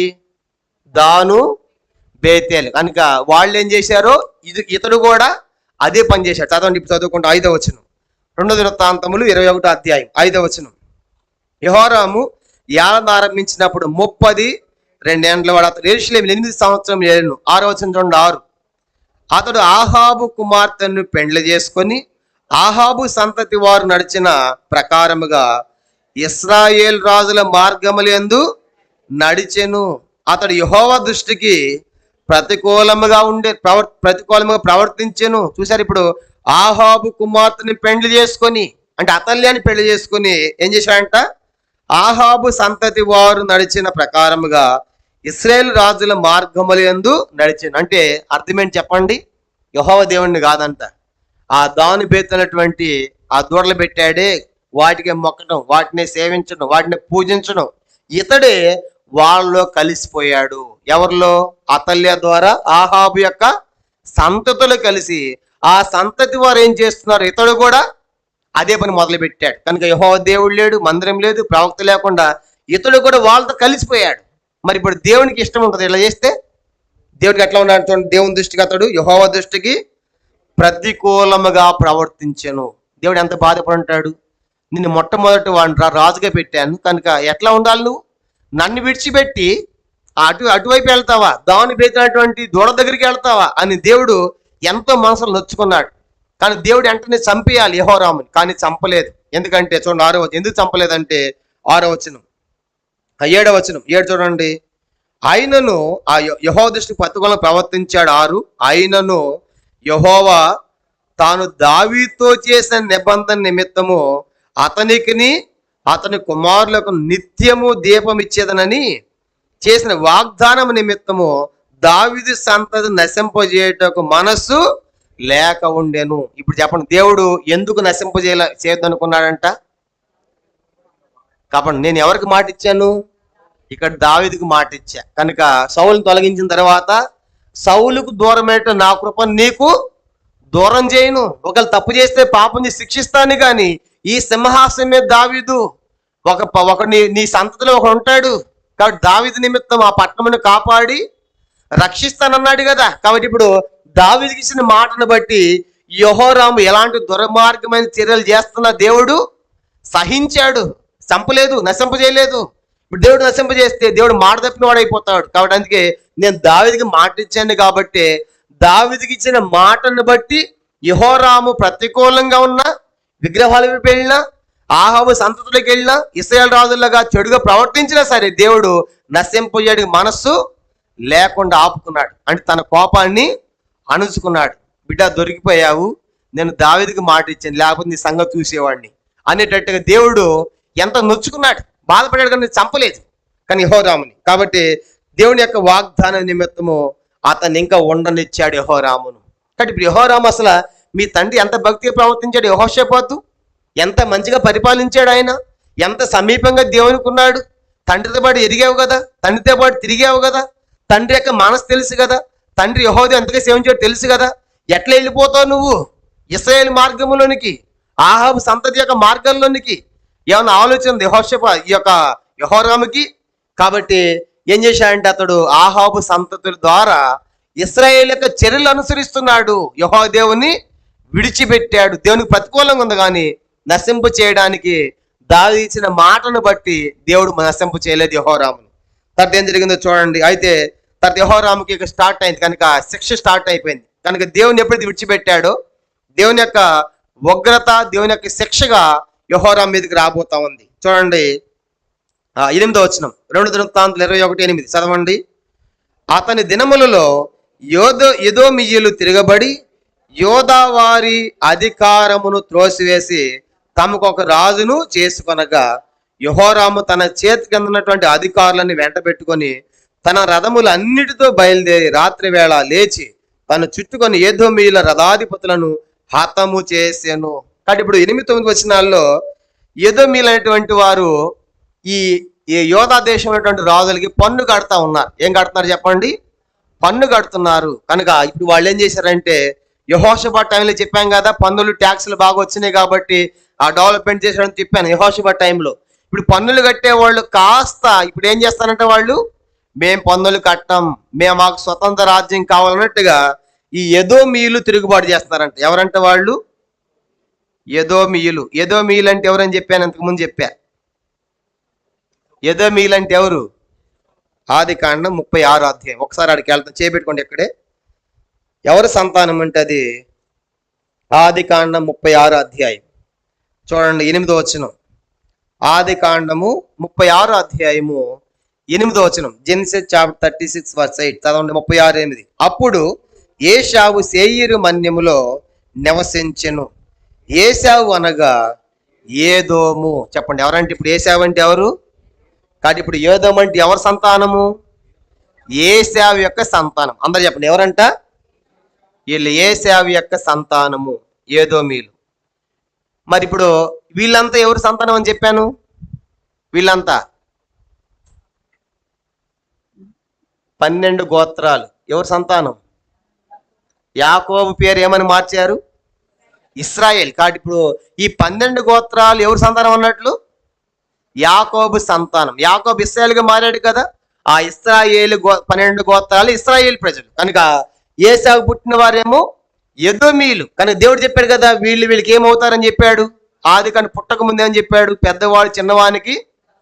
కానీ ఇప్పుడు వీళ్ళు ఏమవుతున్నారు? ఇప్పుడు ఎదోమీలు ఏం కడుతున్నారు? ఇక్కడ పన్ను కట్ట అర్థం ఏంటి? పన్ను ఎవరు కడతారు?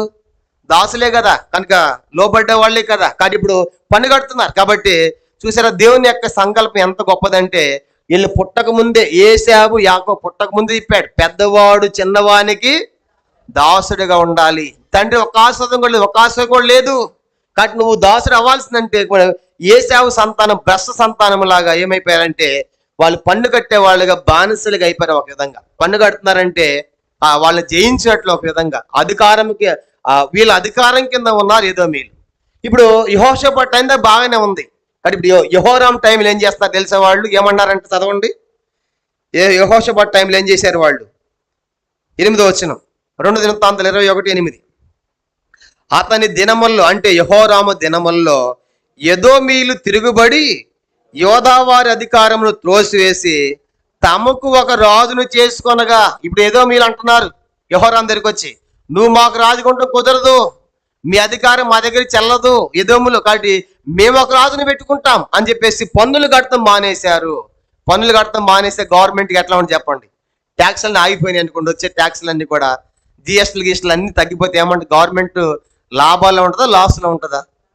లాస్ అంటే ఒక విధంగా డెవలప్మెంట్ పడిపోతుంది అట్లే. ఇప్పుడు ఎదోమీలు తిరుగుబాటు చేశారు, పన్ను కట్టడం లేదు. ఎందుకు జరిగింది ఇప్పుడు చెప్పండి? ఇది ఎందుకు జరిగినట్లు ఈ పని? చేసిన పని ఏంటి? యెహోరాము ఆహాబు సంతతి మార్గాలకు వెళ్ళాడు, యెహోవాను విడిచిపెట్టాడు, దూడల వైపు వెళ్ళాడు, విగ్రహానికి వెళ్ళాడు. కాబట్టి దేవుడు ఎదోమీలను రేపాడు. కనుక ఎదోమీలు వచ్చేసి ఇప్పుడు మేము పన్ను కట్టమని తిరుగుబాటు చేస్తే కొంతమంది అధికారులను తీసుకుని పోయి ఆ ఎదోమీలు హతం చేసి వాళ్ళని జయించాడు. ఎవరు? యెహోరాము జయించాడు. కానీ వాళ్ళు తలనొప్పిగానే మారారు. జయించాడు, పూర్తి జయించినట్టేం కాదు, జయించారు కానీ మాటి మాటికి వాళ్ళు యుద్ధం చేస్తూనే ఉన్నారు. చూడండి ఆ మాట కింద వచ్చిన వాళ్ళు 10వ వచనం, వెళ్ళి కొంతమంది హతం చేశాడు యెహోరాము. కానీ 10వ వచనం చదవండి. కాగా నేటి వరకు జరుగుతున్నట్లు ఎదోమీలు యోదావారి చేతి కింద ఉండక తిరగబడిరి. కాబట్టి తిరుగుబాటు చేస్తూనే ఉన్నారంట నేటి వరకు కూడా. కాబట్టి ఇప్పుడు వెళ్ళి జయించాడు, కొంతమంది చంపి మళ్ళీ అధికారంకి వచ్చాడు. కానీ అది ఒక తలనొప్పిలాగానే మారిపోయింది. తిరుగుబాటు చేస్తున్నాడు. చూడండి కొన్ని విప్లవాలు యుద్ధ గవర్నమెంట్ ఏమైనా కొన్ని శాంక్షన్ చేయడం కొన్ని ఆగిపోతాయి, మళ్ళీ కొన్ని దినాలు మళ్ళీ స్టార్ట్ చేస్తాడు ఎవడో ఒకడు. కనుక కొన్ని విప్లవాలు ఉన్నాయి చరిత్రలో. కాబట్టి అట్లా ఇప్పుడు వాళ్ళు తగ్గినట్టు తగ్గారు, కానీ మళ్ళీ ఏం చేస్తున్నారంటే మళ్ళీ తిరుగుబాటు చేస్తున్నారు. అంటే ఇప్పుడు ఒక విధంగా యెహోరాముకి నెమ్మది ఉంటుందా? అమ్మ వీళ్ళు జయించాం కానీ తిరుగుబాటు చేస్తారు, ఎప్పుడైనా మళ్ళీ అటాక్ చేయొచ్చేమో అని చెప్పేసి ఒక విధంగా యెహోరాముకి నెమ్మది లేని జీవితం అయిపోయింది. ఎదోమీలు తిరగబడ్డారు, పన్ను కట్టడం లేదు. వెళ్ళాడు రథాధిపతులు కొంతమంది అధిపతులు తీసుకొని వాళ్ళు జయించాడు కానీ వాళ్ళు తగ్గినట్టు తగ్గారు. కానీ మళ్ళీ ఏం చేస్తారంట? మళ్ళీ తిరుగుబాటు చేస్తూనే ఉన్నారు. కనుక ఇంకా వాళ్ళే కాదంట, ఇంకేం జరిగింది? 10వ వచనం చూడండి. 10వ వచనం, కాగా నేటి వరకు జరుగుతున్నట్లు ఎదోమీలు యోదావారి చేతికి ఉండకుండా తిరగబడ్డారు. తర్వాత యెహోరాము తన పితరుల దేవుని యెహోవాను విసర్జించినందున, అది అండర్లైన్ చేసుకోండి. కనుక ఇదంతా ఎందుకు జరుగుతుంది చెప్పండి? యెహోషాపాతు టైంలో బాగానే పన్నులు కట్టారు కదా, యెహోషాపాతు టైంలో బాగానే లోపడ్డారు కదా. ఇప్పుడు ఎందుకు వాళ్ళు తిరుగుబాటు చేస్తున్నారు? ఎందుకు వాళ్ళు పన్ను కట్టమంటున్నారు? ఏం చేశాడంటే ఇతడు చేసిన పని ఏంటి? యెహోవాను అంటే దేవుని విడిచిపెట్టాడు, యెహోవాను విసర్జించినందున ఇప్పుడు ఏం జరిగిందంటే ఆ కాలం ముందు లిబ్నాయు అతని చేతి కింద నుండి తిరగబడేను. ఇంకోళ్ళు కూడా పన్ను కడుతున్నారంట. వాళ్ళు ఎవరంట? లిబ్నా. అందరు చెప్పండి ఏందంట? లిబ్నా. ఎదోమీలు పన్ను కడుతున్నారు యోధా దేశానికి యెహోషాపాతు టైంలో, లిబ్నా వాళ్ళు పన్ను కడుతున్నారు. ఇప్పుడు ఎదోమీలు తిరగబడ్డారు, ఎందుకు తిరగబడ్డారంట? యెహోవాను విసర్జించాడు కాబట్టి దేవుడు ఒక విధంగా రేపాడు. ఇప్పుడు ఈ సంగతి లెబ్నా వాళ్ళు తెలిసింది. ఏదో మీరు కడతంటే మేమెందుకు కడతాం, మనం కూడా పోదాం పదంట్రా. ఎవరి మీదకి? యెహోరాం మీదకి. వీళ్ళు కూడా తిరగబాటు చేశారు, మేము కూడా కట్టం పన్ను. కానీ ఇప్పుడు ఒక విధంగా ఈ ఎదోమీయులను ఈ లెబ్నవాను రేపుతుంది ఎవరు చెప్పండి? దేవుడే. కనుక యెహోవాను విసర్జించినందుకు స్టార్ట్ అయింది. కనుక కనుక అతనికి శిక్ష స్టార్ట్ అయింది. ఎవరికంట? యెహోరాముకు. కనుక నువ్వు సహోదరుని చంపావు, సహోదరుని చంపిన తర్వాత అధిపతులను చంపావు, నువ్వు ఆహాబు సంతతి వారి మార్గంలోకి వెళ్ళిపోయావు, వారి క్రియలు వారి చర్యలు చేస్తున్నావు. అంత మాత్రమే కాకుండా 32 సంవత్సరాల టైం రాజయ్యి 8 సంవత్సరాలు పరిపాలించావు. ఇప్పుడు నీకు ఉన్నటువంటి ఎదోమీలు తిరుగుబాటు చేస్తున్నారు, పన్ను కట్టమంటున్నారు. లెబ్నా వాళ్ళు కూడా మేము కూడా పన్ను కట్టాం అని వీళ్ళు తిరుగుబాటు చేస్తున్నారు. ఇప్పుడు దేశానికి వచ్చేటువంటి ఇన్కమ్ అంతా ఏమైపోయి చెప్పండి? పన్నులు కట్టకపోతే ఎదోమీలు కట్టకుండా లెబ్నా వాళ్ళు కట్టకుండా ఏమైపోతుంది? అంతా పడిపోతుంది. కనుక పడిపోతుంది రాజ్యం అంత.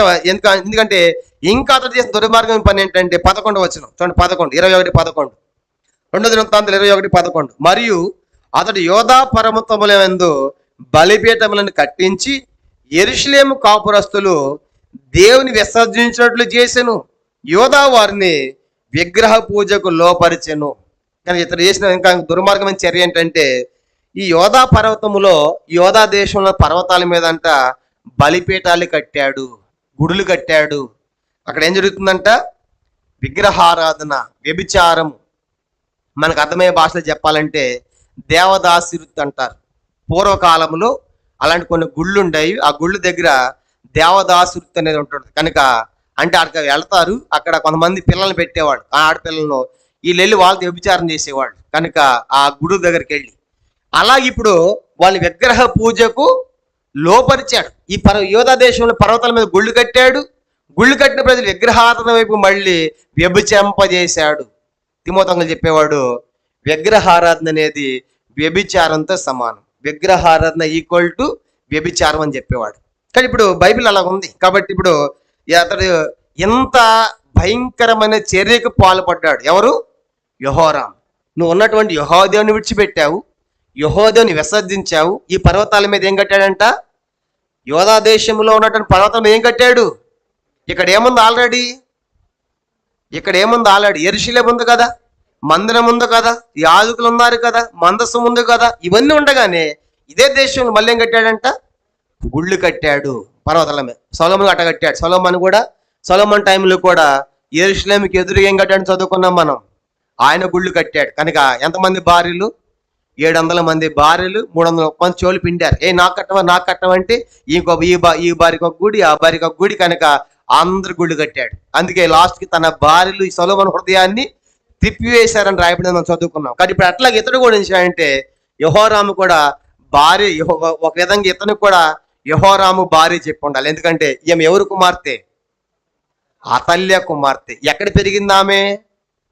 దాను, బేతేలు అయ్యే కదా వాళ్ళ దేవుళ్ళు, దోళ్లే కదా. కాబట్టి మరి పెళ్ళైన తర్వాత వస్తా ఒట్టుకొచ్చిద్దా? నా దేవత పక్కనే నా ప్రవక్తలు రావద్దు, కనుక ఆ దేవతలు రావాలి, ఆ ప్రవక్తలు రావాలి తీసుకొచ్చింది. కాబట్టి నువ్వు కూడా మా వైపు తిరిగి అంది. ఎవరిని? యెహోరాము. అందుకే ఆదాము కూడా ఏం చేశాడు చెప్పండి? ఆదాము కూడా పండు వచ్చింది, సగం తింది. తినవంటే ఇప్పుడు ఏం చేయాలి? ఆదాము అమ్మ తిందంటే ఎట్టగు నరులు తీయబడి నారి అన్నాడు కదా. కాబట్టి ఇనపతి ఏమన్నా ఉందా? ఇంకా అవ మాట. కాబట్టి ఆదాము మాట విని ఆవు పండు తిన్నాడు. ఈమె కూడా ఏం చేశాడు? యెహోరాము కూడా ఆమెను చేసుకున్నాడు. కాబట్టి ఆమె పోటు చర్య తట్టుకోలేక వాళ్ళతో పాటు వెళ్ళిపోయి ఆ మార్గాలకు వెళ్ళిపోయి వాళ్ళ దుశ్చర్యలన్నీ చేశాడు. చివరికి ఏం చేశాడంటే విగ్రహాలు కట్టి, గుళ్ళు కట్టి వ్యభిచరింపజేశాడు. ఇంత దుర్మార్గం జరుగుతూ ఉంటే మరి దేవుడు హెచ్చరిక ఇవ్వడా? దేవుడు ఒక వ్యక్తిని చంపక ముందు తప్పనిసరిగా హెచ్చరిక పంపిస్తాడు. సరి చేసుకో, దిద్దుకో నీ బ్రతుకునని తప్పనిసరిగా ఒక హెచ్చరిక పంపిస్తాడు. ఇలాంటి పరిస్థితులు ఇప్పుడు ఇతరులు ఉన్నటువంటి దుర్మార్గమైన చర్యలు అని చెప్పండి. తన సొంత సహోదరులను చంపాడు, తర్వాత అధికారులను చంపాడు, యెహోవా దేవుణ్ణి విసర్జించాడు.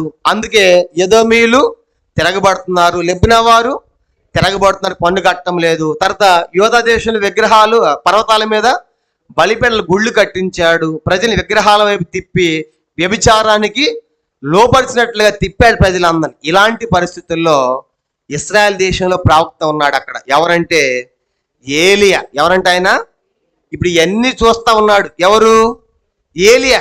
అప్పుడు ఒక పత్రిక రాసి, ఒక లెటర్ రాసి, ఓ ఏ- ఓ యా- రా- ఓ ఆ, యెహోరాము, నీకైనా బుద్ధి ఉందా? నువ్వు చేసే పనేంటి అని ఇతని చర్యలన్నీ ఖండిస్తూ ఒక ఉత్తరాన్ని రాసి పంపుతున్నాడు. ఎక్కడి నుంచి? ఇశ్రాయేల్ దేశంలో ఉన్నటువంటి ఏలియా ఒక ఉత్తరాన్ని రాసి ఈ యొక్క యెహోరాము పంపుతున్నాడు. నీ చర్యలు దిద్దుకో, నీ బ్రతుకు మార్చుకో, నువ్వు చేసే పనేంటని ఒక ఉత్తరాన్ని, ఒక లెటర్ పంపించాడు. చూడండి 12వ వచనం, 21వ అధ్యాయము 2 దినవృత్తాలు 21:12 చదవండి. అంతటా ప్రవక్త అయిన ఏలియా ఒక పత్రిక రాసి అతని యొద్దకు. ఎవరు పంపిస్తుంది ఈ పత్రిక? అప్పుడు ప్రవక్త ఎవరు చెప్పండి? యెహోషాపాతు, యెహోరాము టైంలో ప్రవక్త ఎవరు? ఏలియా ప్రవక్తగా ఉన్నాడు. కనుక దేవుడు ఇంతకుముందు కూడా చెప్పాను, ప్రవక్త పనులు చాలా కష్టం. మందిరంలో యాజకుల పనులు చాలా ఈజీగా చేయొచ్చు. ఇప్పుడు యాజకులు అంటే, లేవీలు అంటే మీరు వచ్చిన రాకపోయినా మేము పాటలు పాడతాం, వాక్యం చెప్తే వెళ్ళిపోతాం, పెద్ద కష్టమేం కాదు. ప్రవక్త అంటే దేవుడు చెప్పిన ఏం చేయాలి చెప్పండి? వాడు సస్తాడని చెప్పండి, వెళ్ళి చెప్పాలి. కనుక ఇరిమియా అట్లా చెప్పాడు. అందుకే ఇరిమియా బందీ గృహములు వేశారు, మనం చూస్తాం తర్వాత. ప్రవక్త పని చాలా కష్టం. కనుక నేను చెప్తాను చెప్పు వాడికి, ఆ రాజు కంటే వెళ్ళి చెప్పాలి. దేవుడు చంపుతాడంటే, నన్ను చంపుతా అంటావా? నా దేశంలో ఉండి నా సొమ్ము తిని నా ఆహారం తిని ఇది దేశద్రోహం, రాజద్రోహం అని ప్రవక్తలను చంపారు. అందుకే ప్రవక్తలను చంపారు. అందుకే ప్రవక్త అనేది దేవుడు, ప్రవక్త అనేటువంటి ప్రవక్త చెప్పే సంగతి తన చెప్పే సంగతి కాదు. అది ఎవరి సంగతి? అది డైరెక్ట్ దేవుని మాటలు చెప్పాలి. మరి దేవుని మాట దూరుకుంటామా? ఈరోజు చూడండి, మనకు కూడా అన్ని ఆస్వాదించలేక దీవించలేకంటే మీకు ఎంత సంతోషం. మీకు నష్టం వచ్చేది, మీరు సరిగా ఉండాలంటే కష్టం. కనుక అన్ని ఎప్పుడు శపిస్తాడు మమ్మల్ని, ఎప్పుడు గద్దిస్తాడు మమ్మల్ని అంటాం. కానీ అలా శపించబోతే మీరు శపించబడాలని, గద్దించే శపించబడాలని కాదు. ఆ తప్పులు చేయకుండా సరి చేసుకుని మంచి మార్గం వెళ్ళాలని కదా. మీ మీద మాకేమైనా కోపమా? మీరైనా మాకు శత్రువులా? ఎందుకు ఆ సందర్భం వచ్చినప్పుడు ఆ సంగతి చెప్పేది, కఠినంగా చెప్పేది, గద్దించేది? ఎందుకంటే వాళ్ళలాగా మనము నష్టపోకూడదనే కదా. అలాగే చాలా మంది గద్దింపులు ఇష్టం ఉంటుంది. ఇప్పుడు ఒక గద్దింపుగానే ఒక లెటర్ పంపిస్తున్నాడు. ఎవరికి? యెహోరాముకి. ఎవరు పంపిస్తున్నారు చెప్పండి? ఏమని రాశాడు చూడండి, దాంట్లో ఆ లెటర్లో ఏమని రాశాడు? 21:12, నీ పితరుడగు దావీదునకు దేవుడైన యెహోవా సెలవిచ్చినది ఏమనగా, నీవు నీ తండ్రి అయిన యెహోషాపాతు మార్గములందైనను యోధారాజైన ఆసా మార్గం నడువక ఇశ్రాయేలు రాజుల మార్గం నడిచి ఆహాబు సంతతి వారు చేసిన వ్యభిచారముల చొప్పున యోధాను యెరూషలేము కాపురస్తులు వ్యభిచరింపజేసి నీకంటే యోగ్యులైన నీ తండ్రి సంతతి వారకు నీ సహోదరులను నీవు చంపి ఉన్నావు. ఇప్పుడు ఒక లెటర్ పంపించాడు ఏలియా. లెటర్లు ఏం రాశాడంటే, యెహోరాము, నువ్వు మీ తండ్రిలాగా లేవయ్యా. మీ తండ్రి ఎవరు? యెహోషాపాతు. ఎంత మంచి రాజు! యెహోషాపాతు దాని బేతేలికి వెళ్ళాడా? దూడల దగ్గరికి వెళ్ళాడా? ఎలా లేదు కదా. యుద్ధం వస్తే యెహోవాకు మొరపెట్టాడు కదా, మంచిగా తప్పించాడు కదా. మీ తండ్రిలాగా లేవయ్యా. మీ తండ్రి యెహోవా దేవుని సేవించాడు.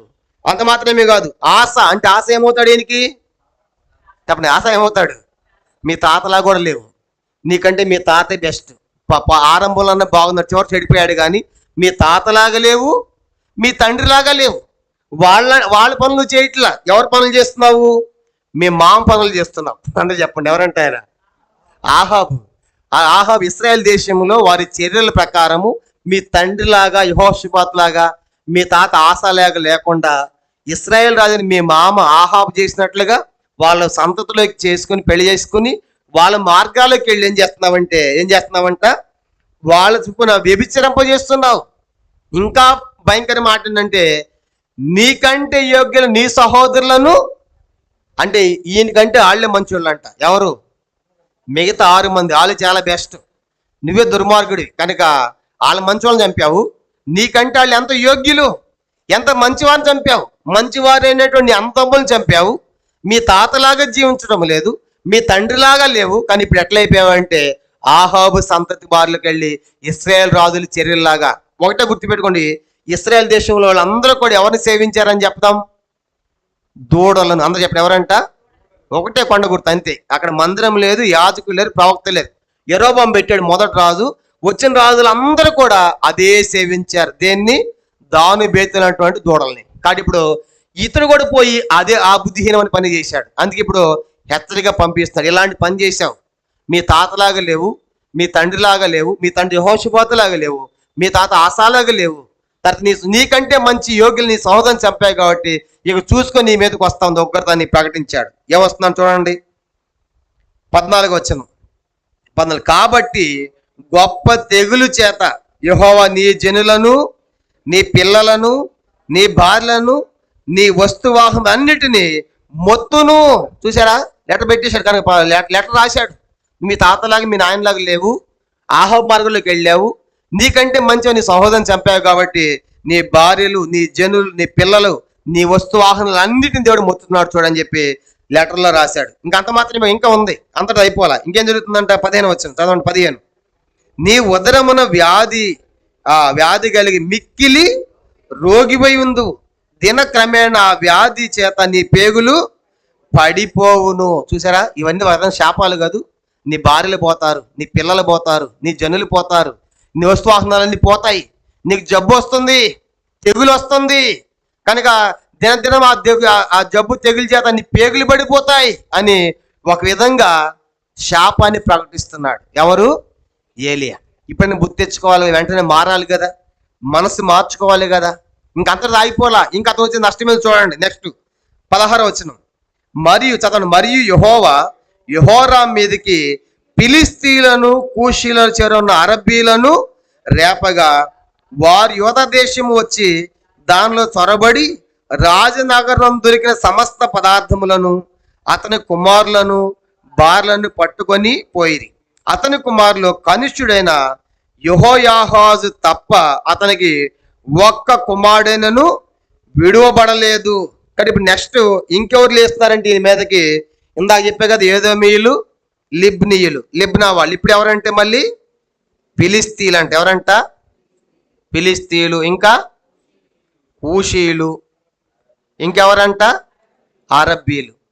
ఇంతమంది లేస్తే ఉంటుందా ఆ యెహోరాం రాజ్యం? ఉంటుందా? ఏదోమీయులు పన్ను కడతాం మానేశారు, లిబ్నా వాళ్ళు పన్ను కడతాం తిరుగుబాటు చేస్తున్నారు. ఫిలిష్తీయులు లేపాడు, కూషీలు లేపాడు, అరబ్బీని లేపాడు దేవుడు. కనుక చూసుకోండి యెహోరాంకి ఎట్లా ఉందంటే, ఒకవైపు భార్యలు పోతారు, పిల్లలు పోతారు, జనులు పోతారు, వస్తువాహనాలన్నీ కూడా శపించబడ్డాయి, తెగులు చేతను పడిపోతావు అని చెప్పేసి ప్రకటిస్తూ ఉన్నాడు. కాబట్టి ఇలాంటిది ఇప్పుడు ఇలాంటి భయంకరమైనటువంటి ఉగ్రత తెగులు యెహోరాం మీదకి వచ్చింది. ఇవంతా దేనికి చెప్పండి, దేన్ని బట్టి? యెహోవాను విసర్జించినందుకై. చూసారు, యెహోవాను కనుక చంపాల్సిన దేవుడు, కానీ దావీదుని మాటను బట్టి బతకనిచ్చాడు. కానీ వీళ్ళందరినీ తిరుగుబాటు రేపాడు, దేవుడే రేపాడు. దేవుడు బుద్ధి చెప్పడానికి దేవుడే వాళ్ళని రేపుతున్నాడు. ఏదోమీయులను, లిబ్నీయులను, ఫిలిష్తీయులను, కూషీలు, అరబ్బీలు అందరూ లేచారు. ఇప్పుడు ఏం చేశారంటే వీళ్ళంతా వచ్చేసారు యోధా దేశం మీదకి. వచ్చి ఏం జరిగింది? 16 వచనంలో ఫిలిష్తీయులు, కూషీలు, అరబ్బీలు అందరూ వచ్చి యోధా దేశంలో చొరబడి 17 రాజనగరం దొరికిన సమస్త పదార్థములను, కనుక ఏమైతే వెండి బంగారాలు అయితే ఉన్నాయో అవన్నీ తోయేసుకున్నారు. తర్వాత అతని కుమారులను, కనుక అంటే యెహోరాము కుమారులు అందరూ పట్టుకున్నారు. తర్వాత అతని భార్యలను పట్టుకున్నారు. అతని కుమారుల్లో ఒక్కడు తప్పించాడు. ఎవరంటే అతడు? యెహోయాహాజు. ఎందుకు తప్పించబడ్డాడు అతడు చెప్పండి? యెహోయాహాజు ఇతను ఎందుకు దేవుడు ఇతను ఎందుకు తప్పించాడు? Very good. నెక్స్ట్ ఈయన తర్వాత ఎవరు అవ్వాలి? ఒకడని మిగలాలిగా ఆ సింహాసనం మీద ఆ సంతతులు. చూసారా, దేవుని సంకల్పం ఎంత గొప్పదంటే, ఇంత దుర్మార్గం ప్రవర్తించినా ఒకడు తప్పించాడు, ఒకడు తప్పించబడ్డాడు. కనుక ఎందుకంటే నెక్స్ట్ ఇప్పుడు యెహోరాము సంగతి అయిపోతుంది కాబట్టి ఈ సంతతిలోనే ఉండాలి సింహాసనం మీద. అది దావీదుకి ఇచ్చిన మాట కదా, నీ సంతతిలో ఒకటి తప్పనిసరి సింహాసనం మీద ఉంటాడు. కాబట్టి ఇప్పుడు ఇతడు చేశాడు కాబట్టి ఇతను కుమారులు అందరూ తీసుకుని పోయి ఒక్కడు మాత్రం తప్పించుకున్నాడంట. అతని పేరు ఏందంట? యెహోయాహాజు. అందరు చెప్పండి ఏందంట? అతని మరొక పేరు కూడా ఉంది, వచ్చే వారం ఆయన గురించి మనం చూస్తాం. దాని ఇప్పుడు అతను తప్పించబడ్డాడు. ఇప్పుడు భార్యలు, పిల్లలు అందరూ కూడా వాళ్ళు చెరలోకి వెళ్ళిపోయినట్టుగా దోచుకుని పోయారంటే వాళ్ళంతా. ఆ తర్వాత ఏం జరిగింది? 19 వచనం. 19 2 సంవత్సరములు 18 వచనం. 18 ఇది అంతే అయిన తరువాత ఏదంతా? భార్యలు పోయారు, పిల్లలు పోయారు, వస్తువాహనాలు పోయినాయి, అందరూ వెళ్ళిపోయారు. కనుక అందరూ పట్టుకొని పోయారు. ఎత్తుకుని పోయారు. వాళ్ళందరూ వచ్చినటువంటి దాడి చేసినటువంటి అరబ్బీలు, ఫిలిస్తీన్లు, కూషీలు దోచుకుని పోయారు కదా. ఇది అంతా అయిన తర్వాత 18వ వచనం, యెహోవా కుదరచాలని వ్యాధి చేత అతని ఉదరమున మొత్తినందున 2 సంవత్సరములు వ్యాధి బలమగుచు వచ్చి ఆ వ్యాధి చేత అతని పేగులు పడిపోయి బహు వేదన నొందొచ్చు అతడు మరణమాయను. ఎన్ని సంవత్సరాలు బాధపడ్డాడు జబ్బుతో? 2 సంవత్సరాలు. ఈ 2 సంవత్సరాలు ఏం చేసి ఉండాలి? అసలు ఏం చేసి ఉంటే బాగుండేది చెప్పండి. 2 సంవత్సరాలు టైం ఇచ్చాడా? ఈ 2 సంవత్సరాల్లో ఏళ్ళు రాసిన పత్రికని పడిన పశ్చాత్తాపడాలా? దేవా క్షమించయ్యా, నేను నా సహోదరులను చంపాను, అధిపతులను చంపాను, ఆహవ్ మార్గంలోకి వెళ్ళాను, దూడల దగ్గరికి వెళ్ళాను, దాని బేతలకి వెళ్ళాను, వాటిని సేవించాను, విగ్రహాలు కట్టాను, బలిపెట్టలు కట్టాను, వ్యభిచరింప చేశాను, కాబట్టి ఇవన్నీ నా పొరపాట్లు క్షమించని పశ్చాత్తాపడి ఉంటే ఎంత బాగుండు. 2 సంవత్సరాలు సమయం ఇచ్చిన పశ్చాత్తాపడినట్టు ఆ జబ్బుతో దినదినం బాధపడుకుంటూ సచ్చాడు, కానీ పశ్చాత్తాపడినట్టు రాయబడలా యెహోరాము యొక్క చరిత్ర. మరి ఇవన్నీ చూసిన తర్వాత ప్రజలు యెహోరాము అంటే ఇష్టం ఉంటుందా? అరే వాడు సొంత అన్నదమ్ములు చంపాడు, ఎంత దుర్మార్గుడు, అధిపతులను చంపాడు, మన యెహోవాను విడిచిపెట్టి ఆహావు సంతతి మార్గంలోకి వెళ్ళాడు, వ్యభిచరింపజేశాడు, విగ్రహాలను తీసుకొచ్చాడు. ఇవన్నీ కూడా చూసిన ప్రజలు ఏం చేశారంటే అతను చచ్చిపోయినప్పుడు ఎవరు బాధపడే అయ్యో అనలేదంట. కానీ అయ్యో అనుకోండి, అంత మాత్రమే కాదంట, ఎవరికి ఇష్టం లేదంట. యెహోరాము చనిపోయి పోదాం పదంటే వాడు సత్య చచ్చినాడు పోండి, ఆయనకి ఎవరు చూడటానికి కూడా వచ్చినట్టుగా రాయబడాల. చూడండి ఏమైనా ఎట్లయిపోయింది అతని జీవితం.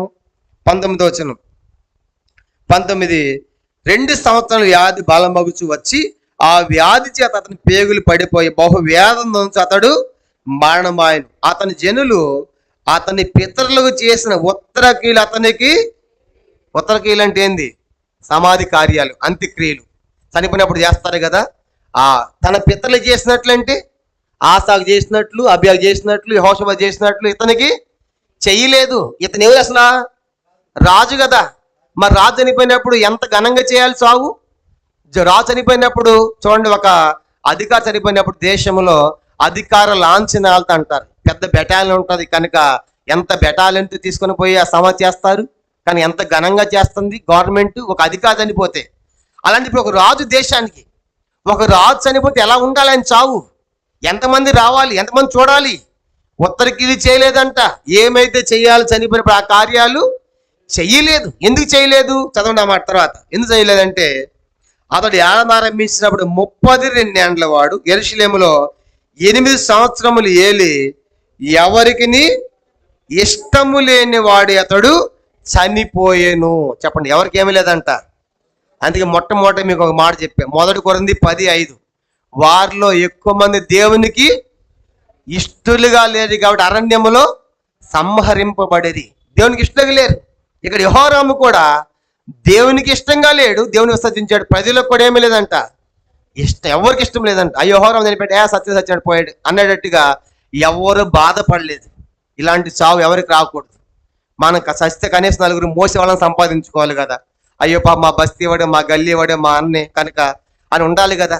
అది సంపాదించుకోలేకపోయాడు కనీసం. కనుక ఎవరికి ఇష్టం లేదంట.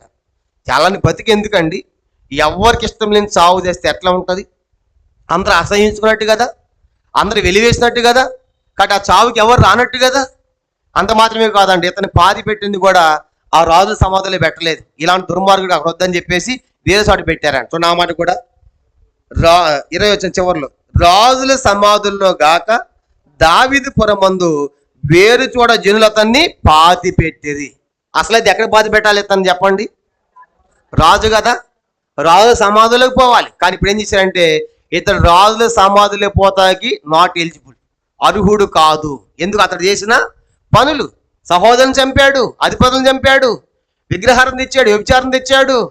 కాబట్టి ఇలాంటి దుర్మార్గం చర్యలు చేశాడు. ఇలాంటి రాజుల సమాధులు ఉండటానికి వీల్లేదని చెప్పేసి వేరే చాటు పాతి పెట్టారంట.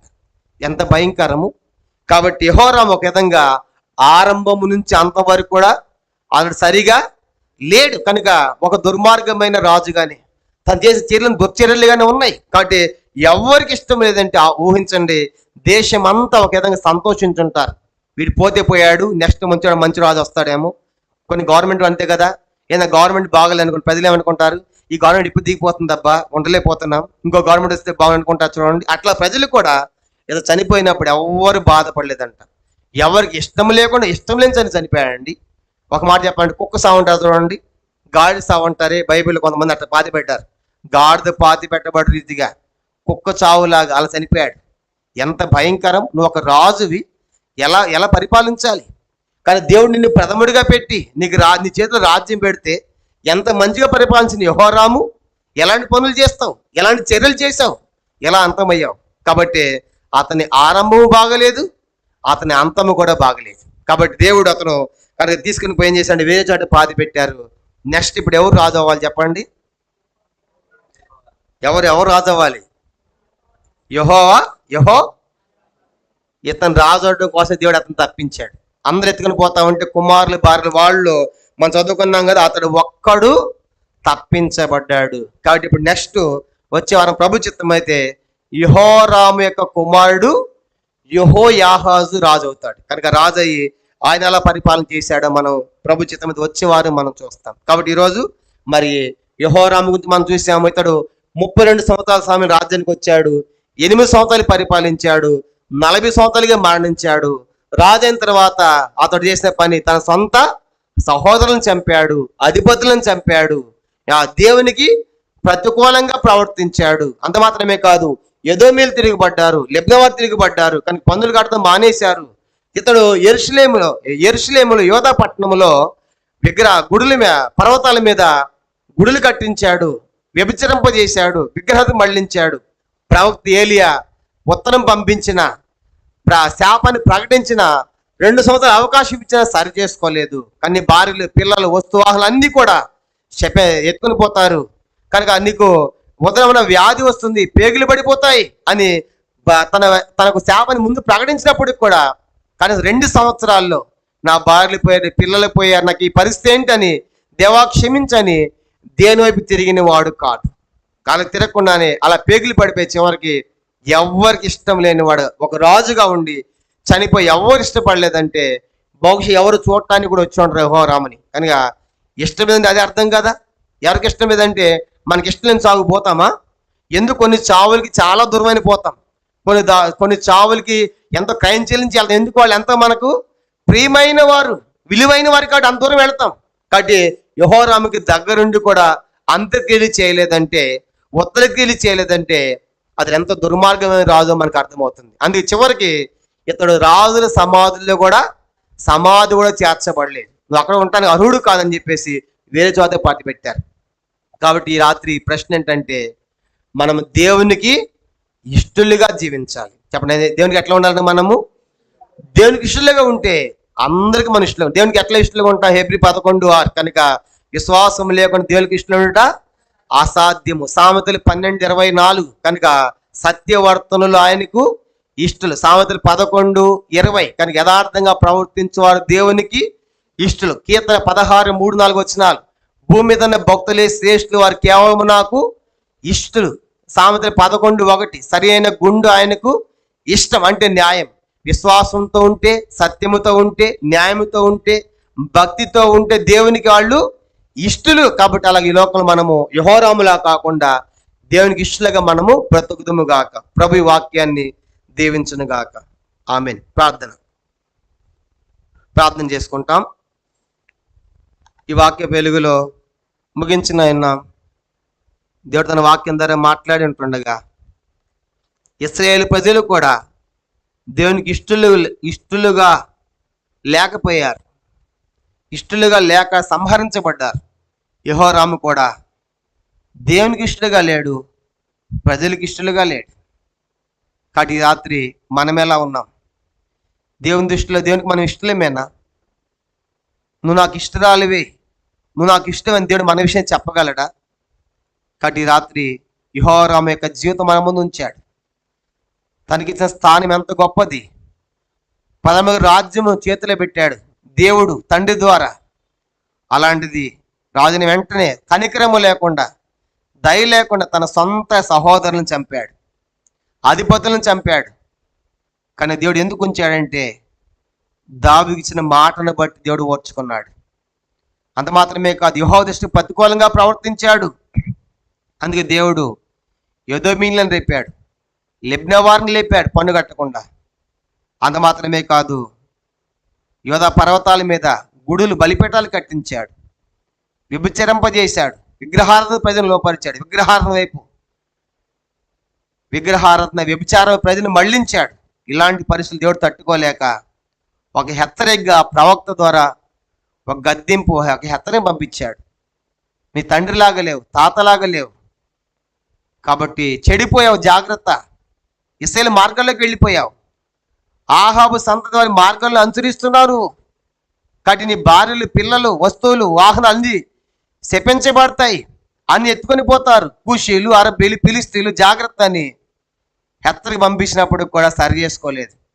అందరూ భార్యలు, పిల్లలు తను చూస్తుండగానే మొత్తాన్ని ఎత్తుకొని పోయారు. సామాగ్రి అంతా వెండి బంగారాలు దోచుకుని పోయారు.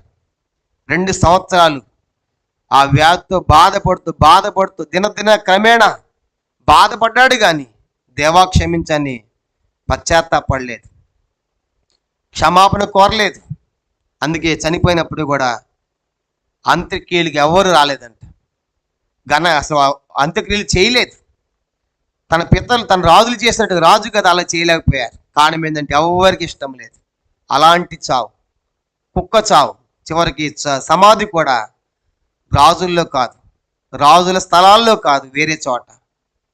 కాబట్టి యెహోరాము యొక్క జీవితము ఒక గొప్ప పాఠాన్ని తెలియజేస్తా ఉంది. ఏంటంటే మనం దేవునికి ఇష్టలుగా ఉండాలి. నువ్వు దేవునికి ఇష్టాలు కాకపోతే ఇక మన జీవితం ఎలా ఉంటుంది? దేవుడు అసహించుకుంటే ఎలా ఉంటాం మనం? కాబట్టి మనం సరి చేసుకుంటాం, చక్కబరుచుకుంటాం, దిద్దుకుంటాం మన జీవితాలు. దేవునికి ఇష్టలుగా విశ్వాసముతో, సత్యముతో, భక్తితో, న్యాయముతో మనం జీవించామంటే ఆయనకి ఇష్టలుగా మనం ఉంటాం. ప్రార్థన. పరలోకమందున్న మా తండ్రి, పరిశుద్ధ దేవా, మీకు స్తోత్రాలు. ఈ రాత్రి యోధారాజు యొక్క 5వ రాజుగా యోధా దేశానికి యెహోరాము యొక్క చరిత్ర మేము చూస్తూ వచ్చాం. యెహోషువ కుమారుడుగా 32 సంవత్సరాల వయసులో రాజు 8 సంవత్సరాలు పరిపాలించి 40వ సంవత్సరం చనిపోయాడు. తన ఆరంభం నుంచి అంతం వరకు కూడా అన్ని దుర్మార్గమైన చర్యలే తన జీవితంలో. ఒక్కటి ఇష్టంగా లేదు తండ్రి. ఎంత భయంకరంగా జీవించాడు, పాలించాడు మేము చూస్తూ వచ్చాం. అందుకే ప్రజలు అసహించుకునేట్టుగా తన జీవితం అయిపోయింది. అని ఈ రాత్రి అలా మేము కాకూడదని, దుష్టాంతం వారి సంబంధించిన సంగతులు యుగాంతం మాకు బుద్ధి కలగడానికై రాయించి మాతో మాట్లాడుతుందికై స్తోత్రాలు. ఈ రాత్రి యెహోరాములా కాకుండా మేము నీకు ఇష్టలుగా బ్రతుకున్నట్లుగా మీరు మాకు సహాయం చేయండి ప్రభా. ప్రజలందరికీ ఇష్టలుగా మేము జీవించాలి, నీకు ఇష్టలుగా మేము ఉండాలి. కనుక దేవుని దయందును మనుషుల దయందును ఎదిగి మేము వర్ధిల్లాలి, అభివృద్ధి చెందాలి. అలాగే ప్రతి ఒక్కరిని ఆస్వాదించమని, దీవించమని, మీ ఆస్వాదాలతో, దీవెనలతో దాన్ని నింపి నడిపించమని, క్షేమంగా వారి గృహాలు చేర్చమని, భవిష్యత్ సేవగా సిద్ధపరచమని వందనాలు చెల్లిస్తూ మీకు అప్పగించుకుంటూ యేసుక్రీస్తు నామమున ప్రార్థించి స్తుతించి అతి వినయముగా వేడుకొనుచున్నాము తండ్రి. ఆమేన్. మన తండ్రి అయిన దేవుని ప్రేమయు, కుమారుని యేసుక్రీస్తు వారి కృపయు, పరిశుద్ధాత్మక అన్యోన్య సహవాసము చేర్చిన మనకును, తను ప్రేమించు వారికి సకల పరిశుద్ధులకును ఇప్పుడు ఎల్లప్పుడూ సదాకాలము తోడై ఉండును గాక. ఆమేన్.